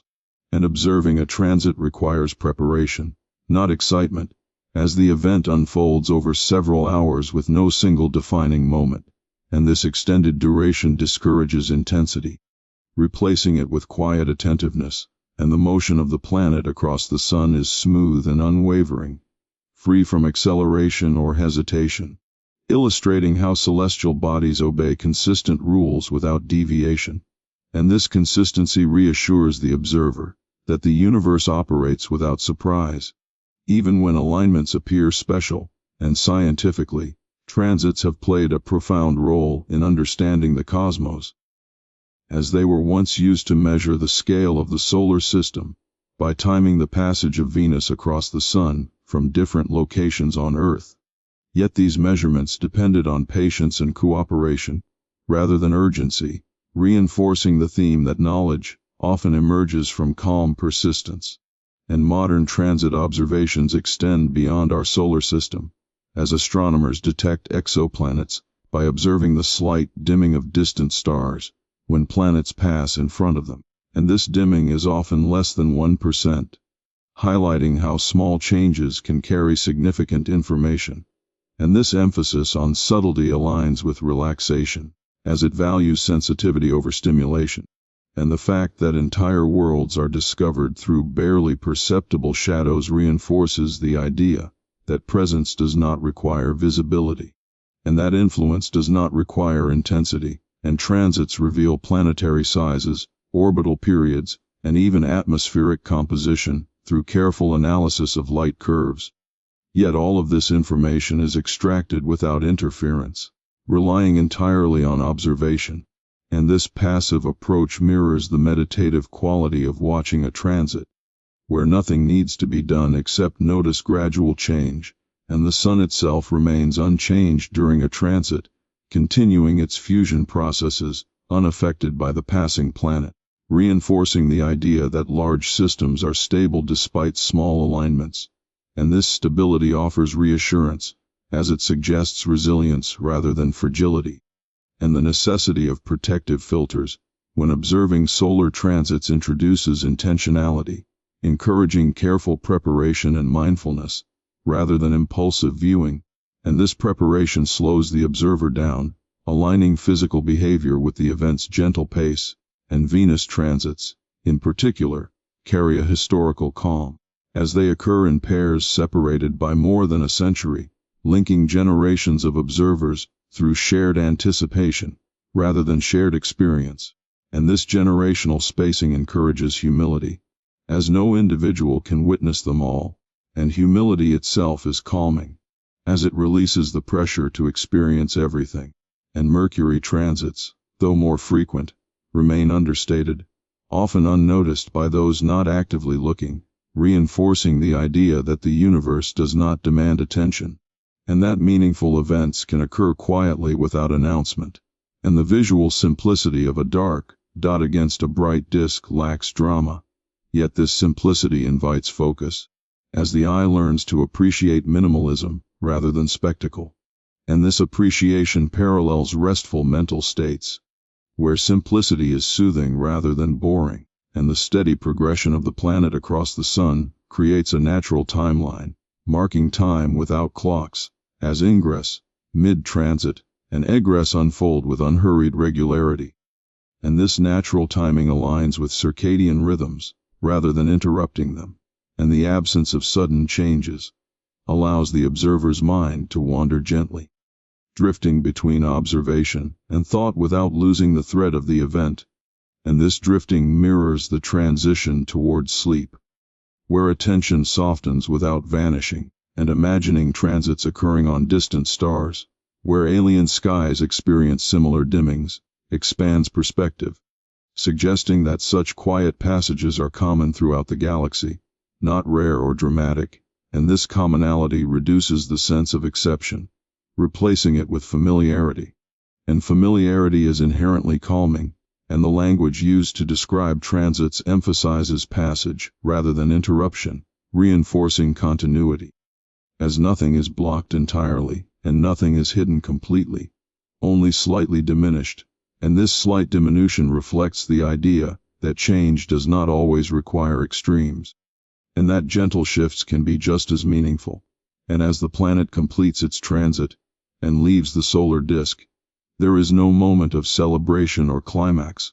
only a return to baseline brightness that may go unnoticed, and this unremarkable ending reinforces emotional neutrality, as the event does not demand closure, and in this neutrality, transits become exercises in patience, scale awareness, and quiet observation, teaching that the universe often communicates through whispers rather than declarations,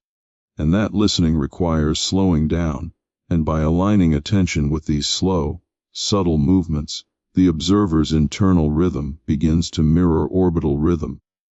easing mental tension and encouraging stillness, and in this stillness, the passing shadow of a planet becomes not an event to be reacted to,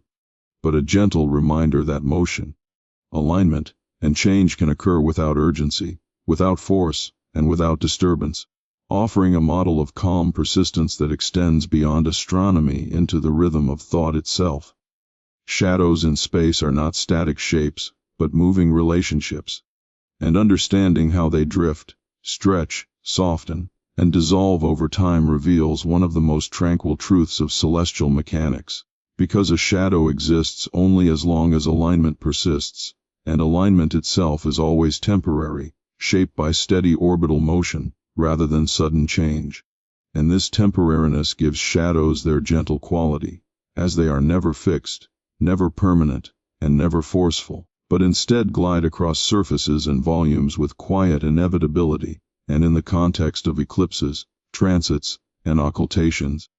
shadow motion is governed by the combined velocities of multiple bodies, each following its path without awareness of the others, yet producing precise interactions through geometry alone, and this lack of intention removes drama, as no object seeks to block light, but simply continues moving as it always has, and the resulting shadow becomes a side effect, rather than an action, and on Earth, the motion of a solar eclipse's shadow across the surface demonstrates this principle clearly. As the umbra sweeps across continents at thousands of kilometers per hour, yet no one feels this speed directly, because the shadow is not a physical object, but a region where light is absent due to alignment, and this contrast between mathematical speed and sensory stillness highlights how perception and reality can diverge, encouraging the mind to release urgency. And the shape of a shadow is determined not only by the blocking object, but also by the size of the light source and the distances involved, meaning that shadows in space often blur and taper, rather than forming sharp outlines, and these gradients soften transitions, reinforcing calm, as there are no abrupt boundaries, only gradual changes in illumination, and planetary shadows stretching across rings, moons, or atmospheres reveal this softness, as darkness fades gently rather than ending suddenly. And this fading mirrors natural processes like dusk and dawn, aligning cosmic events with familiar rhythms, and the Earth's shadow during a lunar eclipse demonstrates how a planet's atmosphere reshapes darkness, bending light into the umbra, and painting the moon with muted tones. And this bending shows that shadows are not empty, but filled with filtered light, challenging the notion that darkness is absence, and instead presenting it as transformation. And this reframing reduces fear, as darkness becomes a modified state rather than a void, and transiting shadows on stars, used to detect exoplanets, further illustrate how tiny alignments can create measurable effects without visible drama, as entire worlds reveal themselves through minuscule dips in brightness. And these dips are not abrupt, but follow smooth curves, reflecting the gradual ingress and egress of a planet's silhouette, and these curves are analyzed patiently, over time, reinforcing the idea that understanding arises from sustained attention, rather than sudden insight. And the predictability of shadow motion allows astronomers to calculate events centuries in advance, and this predictability fosters trust, as future alignments are not feared but anticipated, and anticipation grounded in knowledge is calming rather than stimulating. And shadows also reveal rotational and orbital properties, as variations in timing and shape expose tilts, eccentricities, and surface features, yet all of this information is derived from absence rather than presence, highlighting how missing light can be as informative as visible light, and this inversion of expectation encourages a softer way of observing, where what is not seen matters as much as what is seen. And in occultations, the sudden disappearance of a star behind the moon contrasts with the gradual motion of the shadow itself, and this contrast teaches that sharp experiences can still arise from smooth processes, and recognizing this reduces reactivity, as surprise is understood as perceptual rather than physical, and shadows cast by rings, such as those of Saturn, demonstrate complexity without chaos, as countless particles collectively block and scatter light, creating intricate patterns that shift slowly with orbital motion, and these patterns repeat predictably, reinforcing the theme of order emerging from multiplicity. And the slow drift of shadows across planetary surfaces also reveals time itself, as changing illumination marks rotation and orbital progression, turning shadows into natural clocks that measure without sound or movement. And these silent clocks align with relaxation, as they mark time without demanding attention. And the fact that shadows can only exist where light is present underscores their dependency, as darkness is not independent, but shaped entirely by illumination. And this dependency reframes shadow as relational rather than oppositional, reducing emotional tension, and imagining shadows cast across distant worlds, unnoticed and unobserved,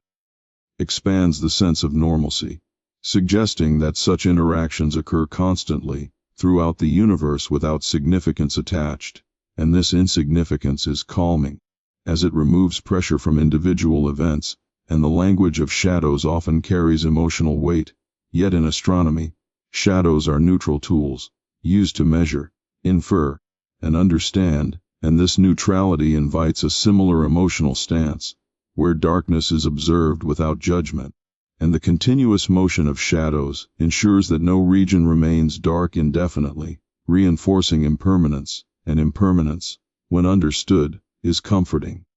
as it guarantees change without requiring effort, and the interplay of multiple shadows during complex alignments creates layered dimming, rather than total darkness, and these layers soften experience, avoiding extremes, and as observation aligns with these gentle transitions,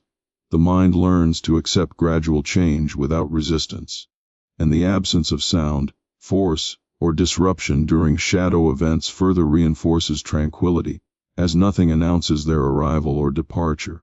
And by focusing on how shadows move rather than what they obscure, attention shifts from loss to process, and process-oriented awareness is inherently calming, as it emphasizes flow over outcome, and in this flow, shadows become expressions of motion rather than symbols of absence, teaching that darkness in the universe is not a threat, but a byproduct of alignment, and alignment itself is simply the quiet agreement of paths crossing briefly, before continuing on their separate ways. The experience of observing shadows in the sky is deeply tied to the way human perception processes gradual change, because eclipses, transits, and occultations do not overwhelm the senses, but instead unfold slowly enough to invite sustained attention without urgency. And this slow unfolding aligns naturally with the brain's preference for predictable patterns, allowing the observer to remain relaxed rather than alert. And when light diminishes gradually, the nervous system adapts smoothly, avoiding the stress response that sudden changes can trigger. And this biological response explains why shadow-based celestial events often feel peaceful despite their scale, and watching the moon darken during a lunar eclipse, or a planet creep across the sun engages the mind in tracking continuity, rather than reacting to surprise.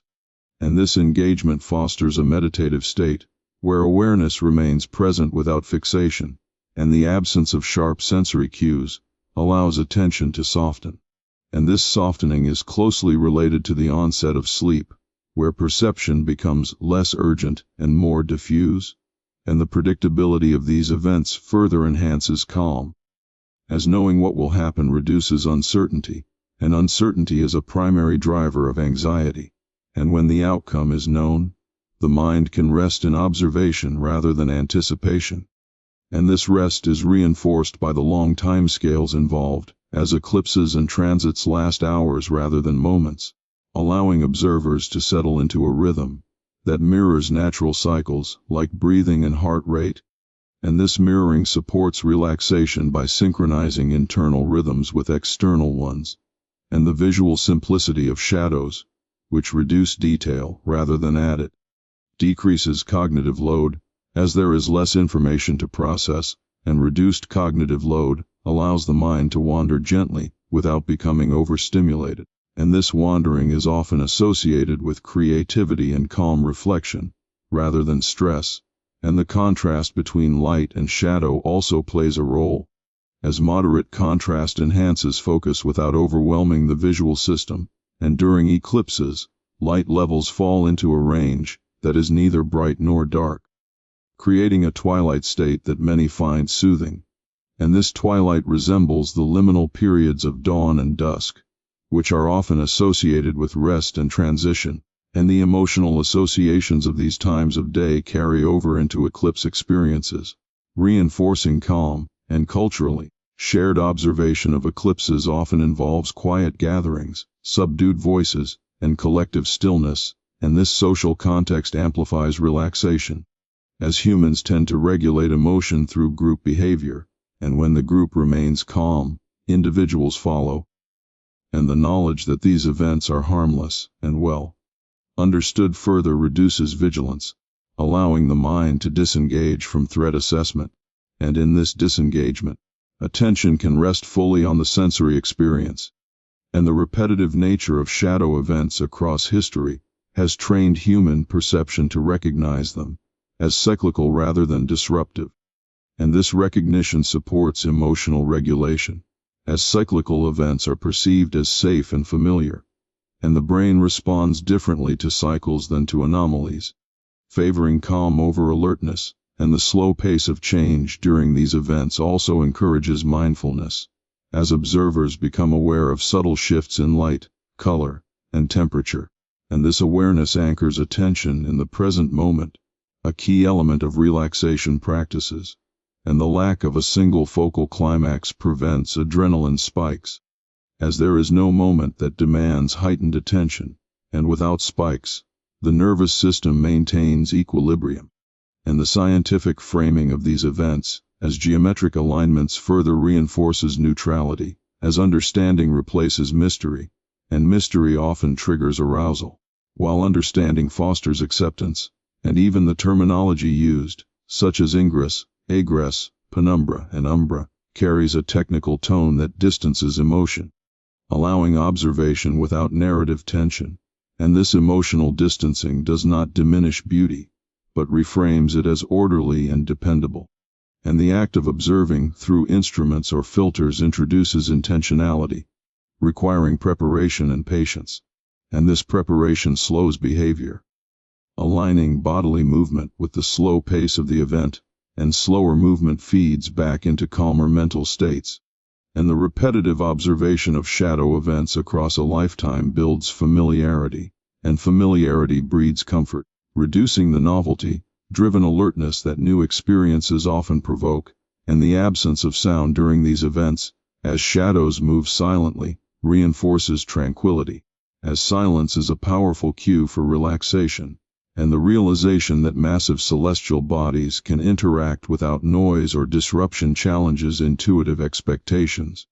encouraging a quieter mental model of the universe, and this model supports emotional calm by presenting existence as stable rather than volatile, and the shadows themselves act as visual metaphors for impermanence without loss, as light returns after every event, and this return reinforces trust in continuity, reducing existential anxiety, and observing shadows can also induce a sense of awe. But this awe is gentle rather than overwhelming, as it arises from scale and order, rather than power and chaos, and gentle awe has been shown to promote prosocial behavior and emotional well-being. Further linking these events to calm states, and the predictability of recurrence, allows observers to release the fear of missing out, as knowing another eclipse will occur reduces pressure, and reduced pressure allows enjoyment without urgency, and as attention rests on the steady motion of shadows, mental chatter quiets, replaced by simple observation, and this quieting is a hallmark of relaxed states, and in these moments, the boundary between observer and observed softens, as the mind becomes absorbed in gradual change without judgment, and this absorption resembles the flow state, which is associated with reduced stress and increased well-being, and the slow, predictable dance of shadow and light ultimately teaches the nervous system that change can occur without threat, and that darkness can be temporary, measured, and benign, and by internalizing this lesson, observers carry a subtle calm beyond the event itself, as the memory of gentle cosmic alignment reinforces trust in natural processes, allowing relaxation to persist even when the sky returns to its ordinary brightness. Occultations involving distant stars and galaxies extend the science of shadows far beyond familiar scales, revealing how alignment shapes perception across immense distances. And these events, though rarely noticed by the unaided eye, embody the same gentle principles that govern eclipses and transits closer to home, as a nearer object passes in front of a far more distant one, temporarily removing its light from a specific line of sight, without altering either object's existence, and this removal is precise, reversible, and governed entirely by motion rather than force, reinforcing the idea that absence in the universe is often a matter of viewpoint, rather than disappearance, and stellar occultations, where the moon or a planet passes in front of a distant star, are especially illustrative, as the star's light vanishes almost instantaneously, not because the process is abrupt, but because the star's apparent size is so small that the transition occurs faster than human perception can resolve, and recognizing this distinction transforms the experience from one of sudden loss into one of perceptual limitation. And this understanding encourages calm by reframing surprise as a function of scale, rather than unpredictability, and these occultations provide valuable scientific insight, as the precise timing of a star's disappearance and reappearance allows astronomers to refine measurements of orbits, distances, and even surface features, and this precision emerges from patience rather than intervention, aligning with the passive nature of shadow-based observation. And when planets occult stars, their atmospheres can be studied through the way starlight fades and reappears, revealing temperature, density, and composition through subtle changes, rather than dramatic effects.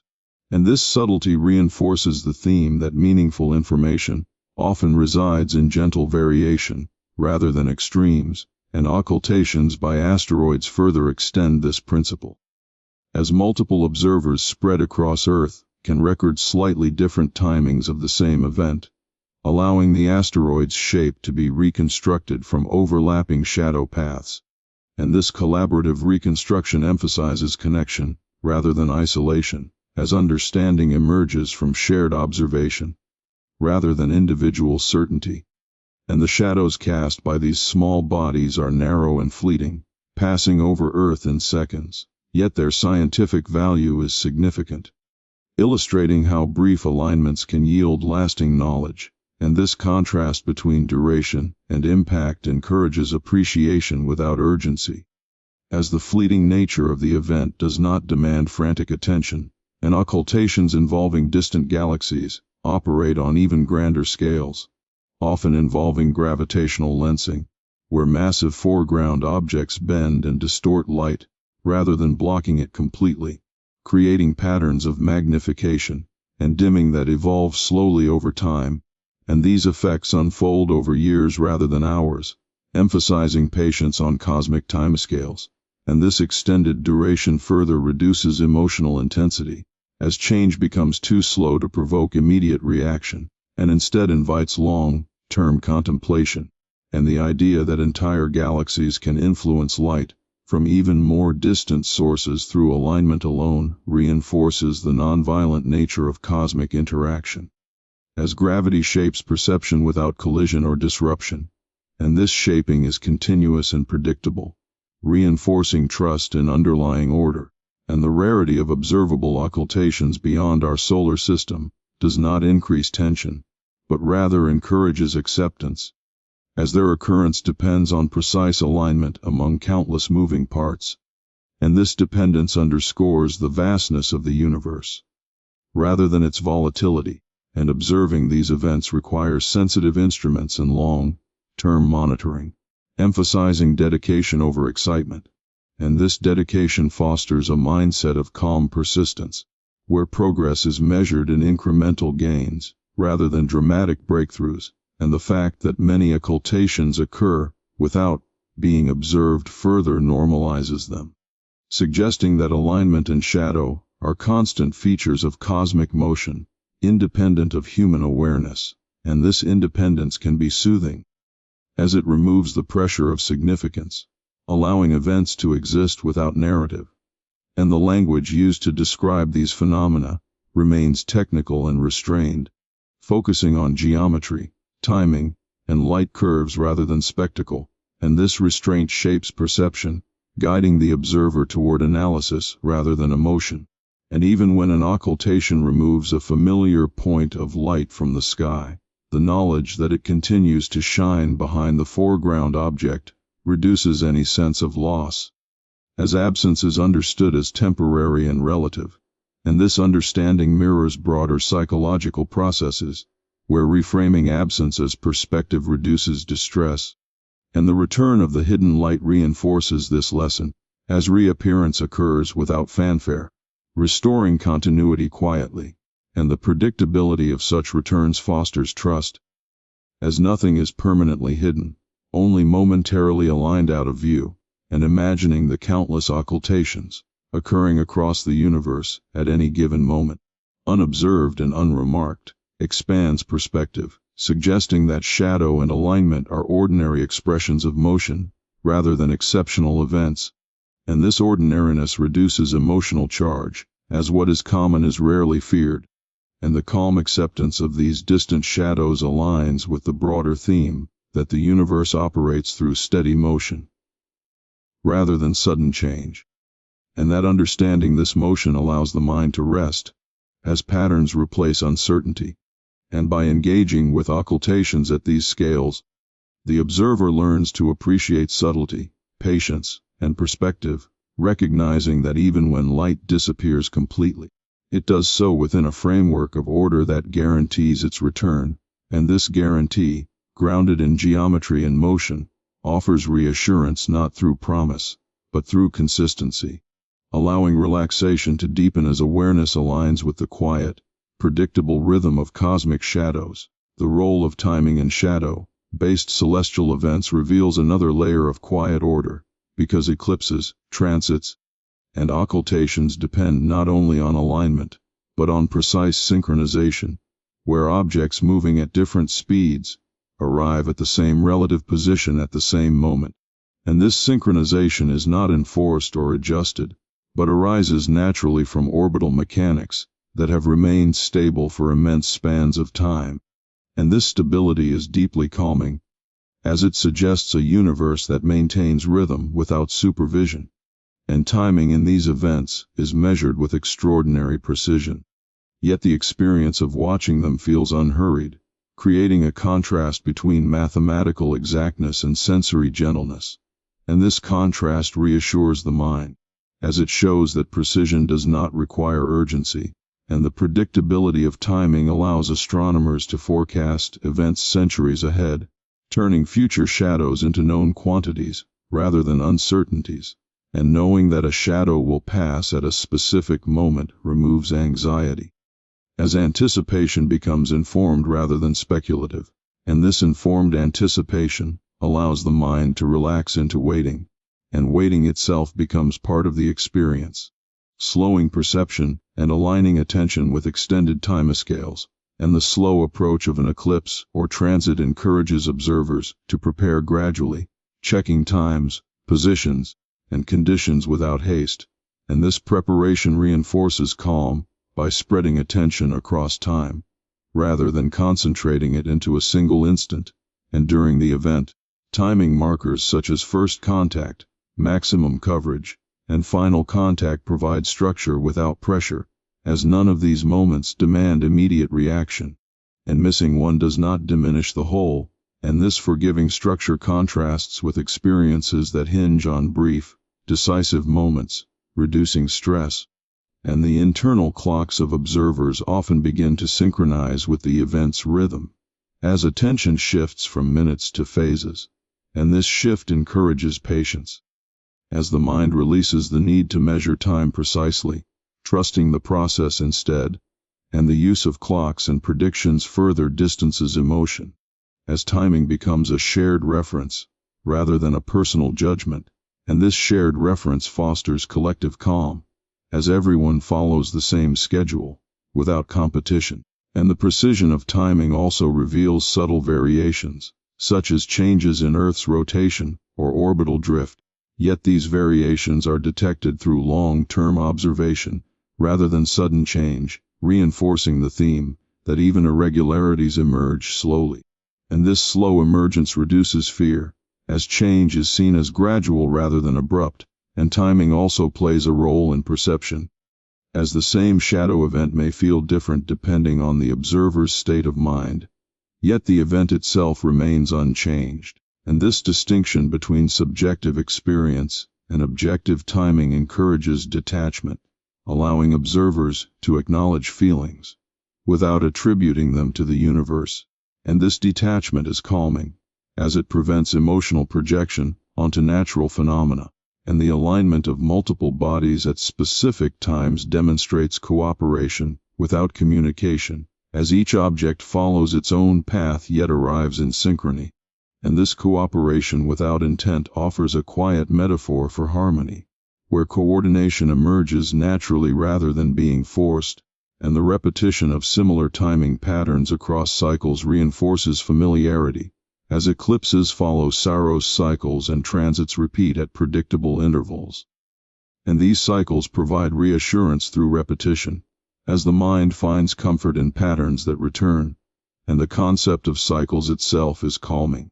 as it implies continuity and renewal, and timing also governs the duration of shadows, ensuring that darkness is limited and bounded.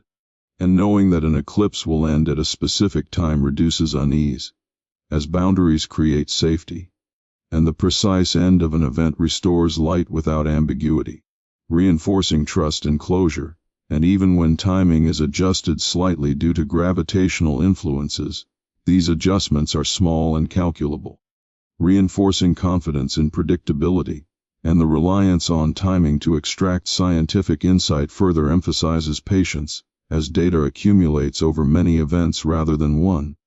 And this accumulation teaches that understanding grows through consistency rather than intensity, and the quiet ticking of clocks during an event contrasts with the vast scales involved, reminding observers that small human measures can still align with cosmic rhythms, and this alignment fosters connection rather than insignificance. And as attention settles into the measured pace of the event, mental noise diminishes, replaced by awareness of sequence rather than urgency. And this awareness resembles the rhythm of breathing, where inhalation and exhalation follow predictable timing, reinforcing relaxation. And by observing how shadows arrive and depart on schedule, the mind learns to trust process over outcome, and trust itself is deeply calming, as it removes the need for vigilance. And the lesson embedded in timing is subtle but profound, teaching that even the most striking changes occur within boundaries, follow schedules, and resolve without disruption. And by internalizing this lesson, observers carry a sense of temporal calm beyond the event, as the memory of precise, yet gentle timing reinforces confidence that change, when it comes, will unfold within knowable limits, allowing the mind to rest in the assurance that motion and alignment, no matter how complex, obey rhythms that can be anticipated, understood, and quietly observed without haste or fear. Light itself behaves differently during eclipses, transits, and occultations, and understanding these subtle changes reveals how shadows are not merely absences, but active participants in shaping perception. Because when light is reduced, filtered, or redirected rather than removed entirely, the visual system responds with heightened sensitivity, noticing details that are usually overwhelmed by brightness. And this heightened sensitivity does not create tension, but instead encourages stillness, as the mind slows to match the quieter input. And during solar eclipses, for example, the gradual dimming of sunlight alters color perception, making hues appear muted and shadows sharper. And this sharpening is not aggressive, but clarifying, as edges become defined without glare, and this clarity can feel calming, as the environment appears simplified rather than chaotic, and the reduction in light intensity lowers contrast fatigue, allowing the eyes to relax, and this relaxation feeds back into the nervous system, reducing overall arousal. And during lunar eclipses, the filtering of sunlight through Earth's atmosphere transforms white moonlight into soft reds and browns, creating a palette that is naturally associated with warmth and calm rather than alarm. And these colors emerge slowly, allowing the brain to adapt without stress. And the gradual transition encourages appreciation rather than reaction. And even during transits, where light reduction is minimal, the awareness that light has been altered at all invites focused observation. And this focus is gentle, as the change is subtle and demands patience rather than speed. And the behavior of light during occultations reveals even finer detail, as diffraction, refraction, and scattering create brief patterns at the moments of disappearance and reappearance. And these patterns are fleeting yet orderly, reinforcing the idea that light follows rules, even at the edges of shadow. And the predictability of these rules reassures the observer that nothing chaotic is occurring. And the study of light curves during these events further emphasizes smooth transitions, as brightness changes follow continuous functions, rather than abrupt steps. And these curves reflect geometry rather than force, aligning with the overall theme of gentle alignment. And the absence of intense brightness during these events also reduces physiological alertness, as bright light is a known stimulant, and its reduction naturally supports relaxation. similar to the calming effect of dimmed indoor lighting in the evening. And this similarity connects cosmic events to everyday experiences, reinforcing familiarity, and the way light interacts with atmospheres during transits and occultations reveals layers rather than surfaces. As starlight passing through planetary atmospheres is absorbed and scattered differently at different wavelengths, creating soft gradients rather than sharp boundaries. And these gradients are inherently calming, as they lack the abruptness that can trigger stress responses, and the realization that light carries information through absence, as well as presence, encourages a more contemplative approach to observation, where patience replaces expectation. And expectation often fuels restlessness, and the fact that shadows can enhance rather than diminish understanding challenges intuitive assumptions, encouraging mental flexibility. And flexibility itself is associated with reduced stress, as rigid expectations are released, and during extended shadow events, observers often report a heightened awareness of ambient sounds, temperature shifts, and subtle movements, as visual input quiets, and this redistribution of attention across senses creates balance rather than overload, and balanced sensory input supports calm mental states. And the slow return of light at the end of these events restores brightness gently, avoiding the shock that sudden illumination can cause. And this gentle restoration mirrors natural cycles like sunrise, reinforcing trust in gradual change.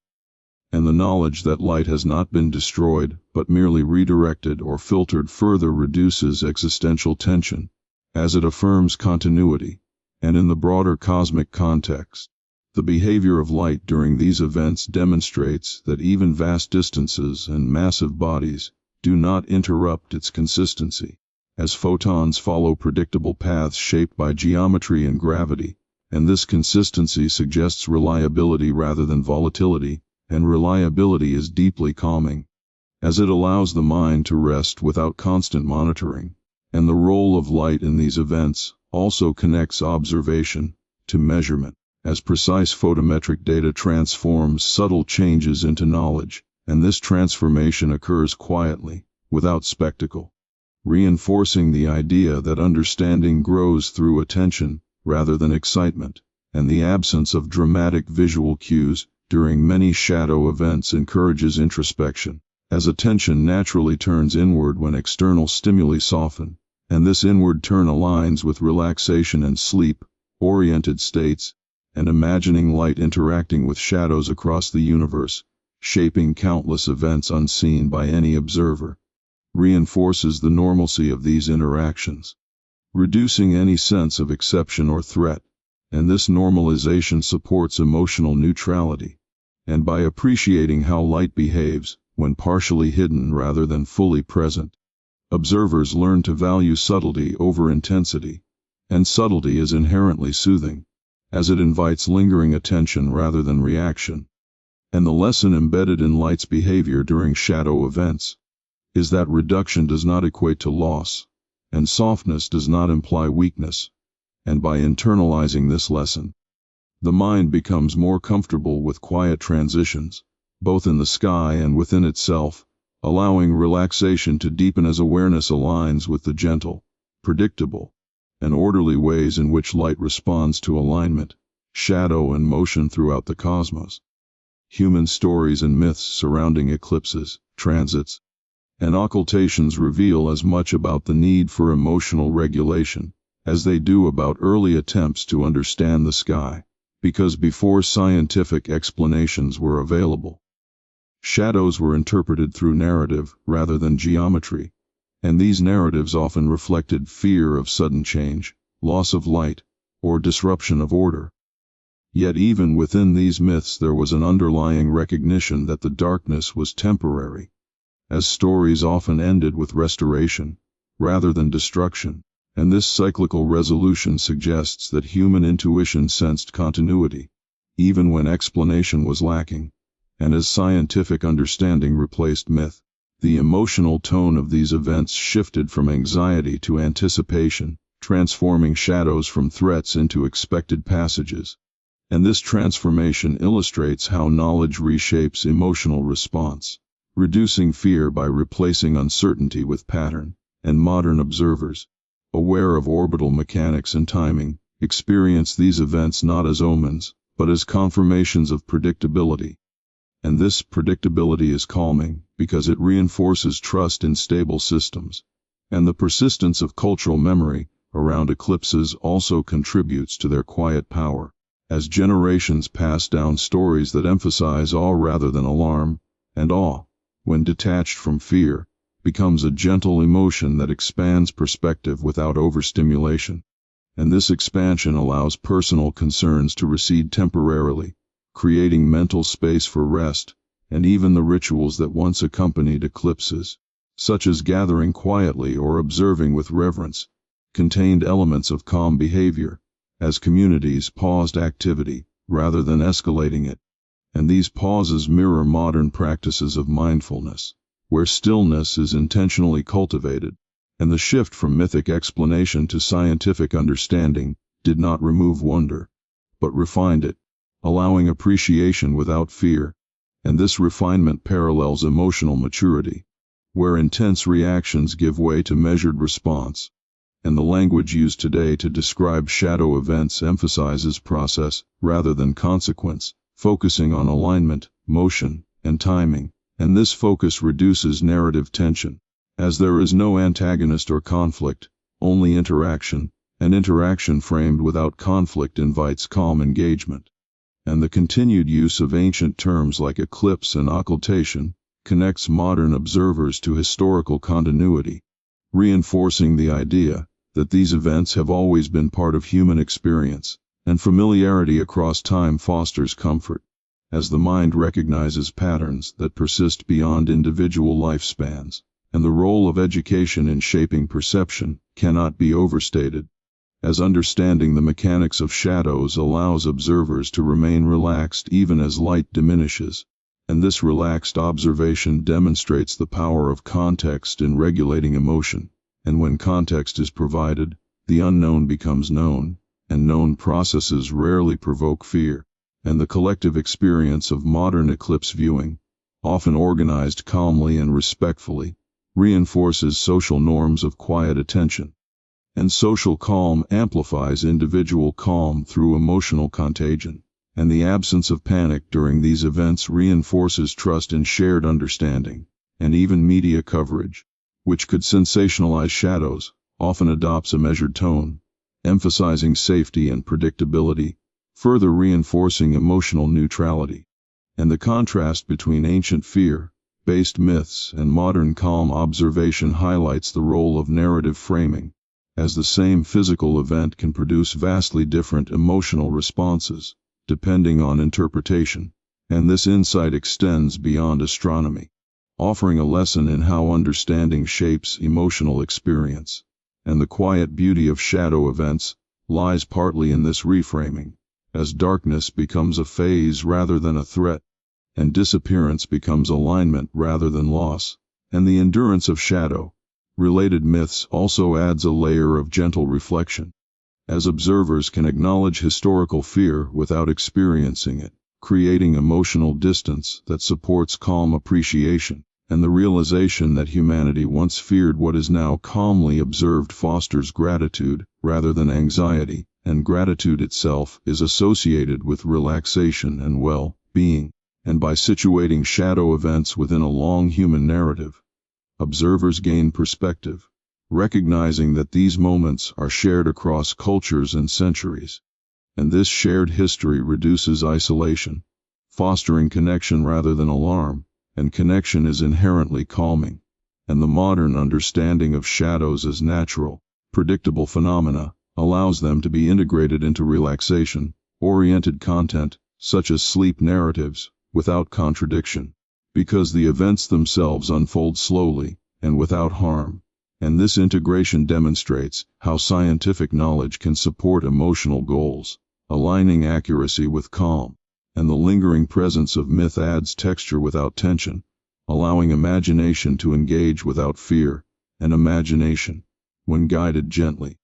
supports relaxation rather than agitation. And as awareness rests on the continuity between past and present interpretations, the mind settles into acceptance, recognizing that while explanations evolve, the sky remains consistent, offering the same slow alignments and gentle shadows to every generation. And in this consistency, shadow events become anchors of calm, linking human perception across time through shared observation of predictable, nonviolent, and quietly beautiful cosmic motion. The future study of shadows in space continues this quiet tradition of patient observation, revealing that progress in understanding eclipses, transits, and occultations will come not from louder instruments or faster reactions, but from longer attention spans and finer sensitivity to subtle change. As modern astronomy increasingly relies on continuous monitoring, rather than isolated events, and this shift mirrors the calm nature of the phenomena themselves, because shadows reveal their secrets gradually, rewarding persistence rather than intensity, and space-based observatories now watch stars for years at a time, detecting tiny, repeated dips in brightness that indicate transiting planets. And these dips are often smaller than a fraction of a percent, yet over time they form reliable patterns. And pattern recognition is a slow process that naturally discourages haste, and this discouragement aligns scientific practice with a meditative rhythm, where data accumulates quietly and meaning emerges without urgency, and the use of shadow-based methods to study exoplanet atmospheres further emphasizes subtlety, as scientists analyze minuscule differences in starlight during transits to infer the presence of water vapor, clouds, or haze. And these inferences are probabilistic rather than absolute, encouraging humility rather than certainty, and humility itself is calming, as it releases the need for immediate answers. And upcoming missions designed to study shadows with greater precision will not fundamentally change the nature of these events, but will refine perception, allowing even smaller alignments to be detected. And this refinement suggests that the universe contains layers of interaction, still unfolding quietly beyond current awareness. And knowing that discovery continues without urgency fosters trust, as understanding is not portrayed as a race, but as a long conversation with light and shadow. And occultation studies of distant objects, such as Kuiper belt bodies, will continue to reveal shapes, rings, and atmospheres through brief and delicate shadows cast across Earth. And these studies depend on global coordination and timing rather than dramatic observation, reinforcing cooperation over competition. And cooperation is emotionally regulating, as shared effort reduces individual pressure. And the future role of artificial intelligence in analyzing shadow data further emphasizes patience, as machines sift through vast amounts of information quietly, detecting patterns humans might miss. And this quiet partnership between human curiosity and automated analysis supports calm progress, rather than frenetic discovery. And as instruments become more sensitive, the line between shadow and light grows increasingly nuanced, revealing that darkness is rarely absolute, and this realization reframes many assumptions, encouraging a softer view of absence. And even the educational framing of these events is shifting toward long-form, calming explanations rather than sensational presentations, aligning public understanding with the true nature of the phenomena. And this alignment reduces emotional distortion, allowing appreciation without exaggeration. And the predictability of future eclipses and transits ensures that they will continue to be anticipated calmly, scheduled into lives without disruption. And this integration into routine reinforces their role as natural rhythms rather than interruptions. And imagining future generations observing the same slow alignments under different skies reinforces continuity, as technology evolves, but the motion of celestial bodies remains steady. And this steadiness provides a sense of grounding across time, and the expansion of shadow studies to other planetary systems further normalizes these events, as exoplanet transits are now understood as common rather than exceptional, and common phenomena rarely provoke fear, and the increasing familiarity with shadow-based detection methods transforms once mysterious processes into expected tools, reducing cognitive load and emotional response.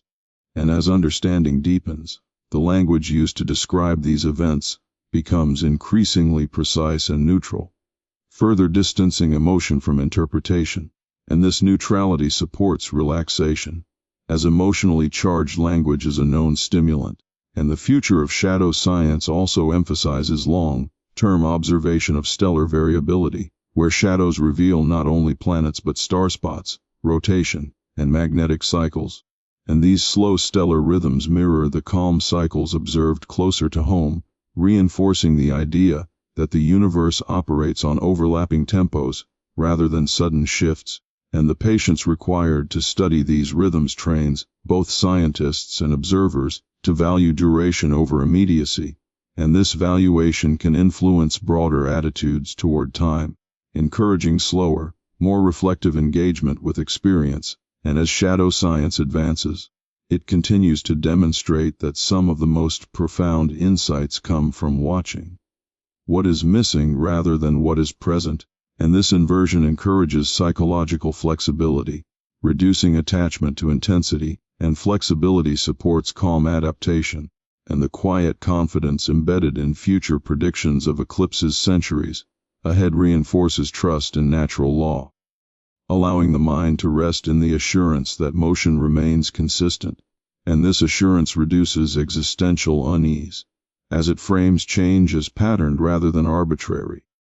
And the cumulative effect of these developments is a deeper appreciation for shadows as tools of understanding rather than symbols of fear, and this appreciation transforms darkness into a partner in perception. And as awareness aligns with this perspective, the future of shadow study appears not as an escalation, but as a continuation of gentle inquiry, where light and shadow collaborate to reveal structure without urgency, inviting observers to slow down, observe patiently, and trust that clarity will emerge in its own time. The lasting significance of eclipses, transits, and occultations lies not only in what they reveal about distant worlds and celestial mechanics, but in the quiet way they reshape human perception of time, space, and presence,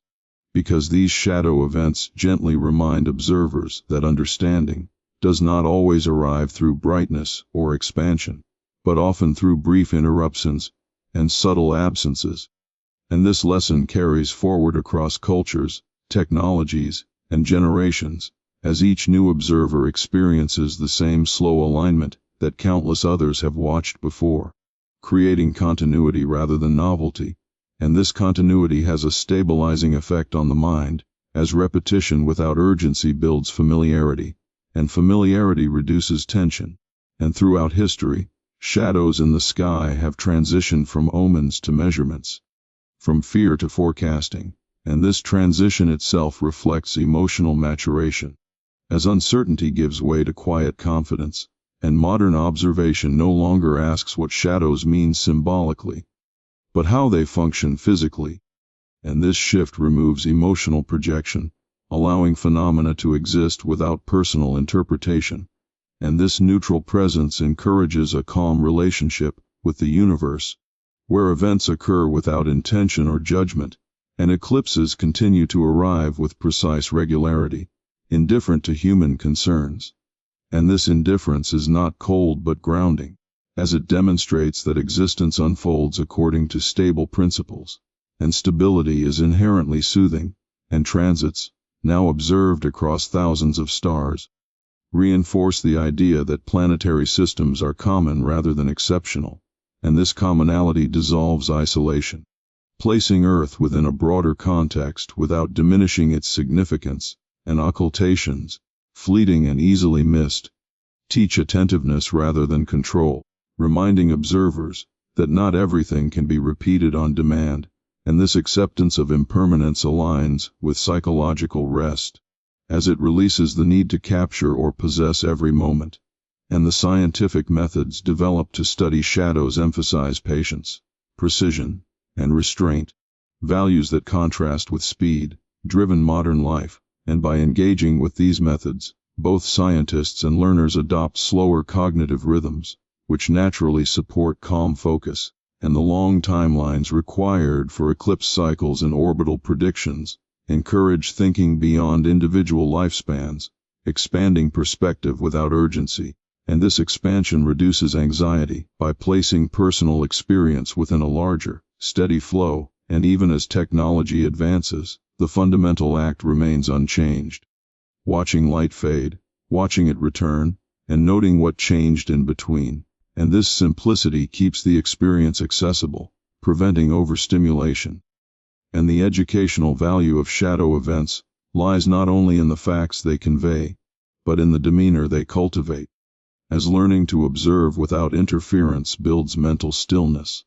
and stillness allows understanding to settle gently rather than forcefully, and culturally. Eclipses and transits continue to serve as shared experiences, moments when attention briefly aligns across regions, and shared attention reduces isolation, creating a quiet sense of connection without excitement or pressure, and the predictability of these events transforms anticipation into calm expectation, as dates are known far in advance, removing surprise and allowing preparation, and preparation reduces stress, and the global coordination involved in observing occultations encourages collaboration across borders, reinforcing cooperation rather than competition, and cooperation supports emotional regulation by distributing effort and responsibility, and as research continues, shadows increasingly serve as tools for discovery rather than symbols of mystery, and this demystification does not diminish wonder, but refines it into appreciation without fear. And appreciation is a low, arousal emotional state, well suited to rest and reflection, and the language used to describe these phenomena has grown more precise and less dramatic, aligning communication with observation, and reducing sensational framing that might otherwise stimulate anxiety, and over time, repeated exposure to calm explanations retrains expectation, allowing the mind to associate cosmic events with steadiness rather than disruption. And the philosophical implications of shadow science subtly encourage acceptance of limits, as knowledge emerges only when conditions align, and this conditionality teaches patience, and patience supports calm endurance, and the universe revealed through shadows is not one of sudden revelation, but of gradual clarity, where insight accumulates quietly. And this model of understanding contrasts with urgency-driven narratives, offering an alternative rhythm for thought, and as future generations inherit both the data and the mindset shaped by shadow observation, they are likely to approach uncertainty with measured curiosity, rather than fear, and this inheritance represents one of the most enduring impacts of eclipse and transit science, extending beyond astronomy into emotional and cognitive culture. And ultimately, the study of shadows teaches that absence is not emptiness, interruption is not loss, and darkness is not danger, but part of a balanced system where meaning arises through contrast, and embracing this balance allows observers to rest within the natural order, trusting that light will return, motion will continue, and understanding will deepen slowly, without urgency, without alarm, and without the need to force clarity before its time.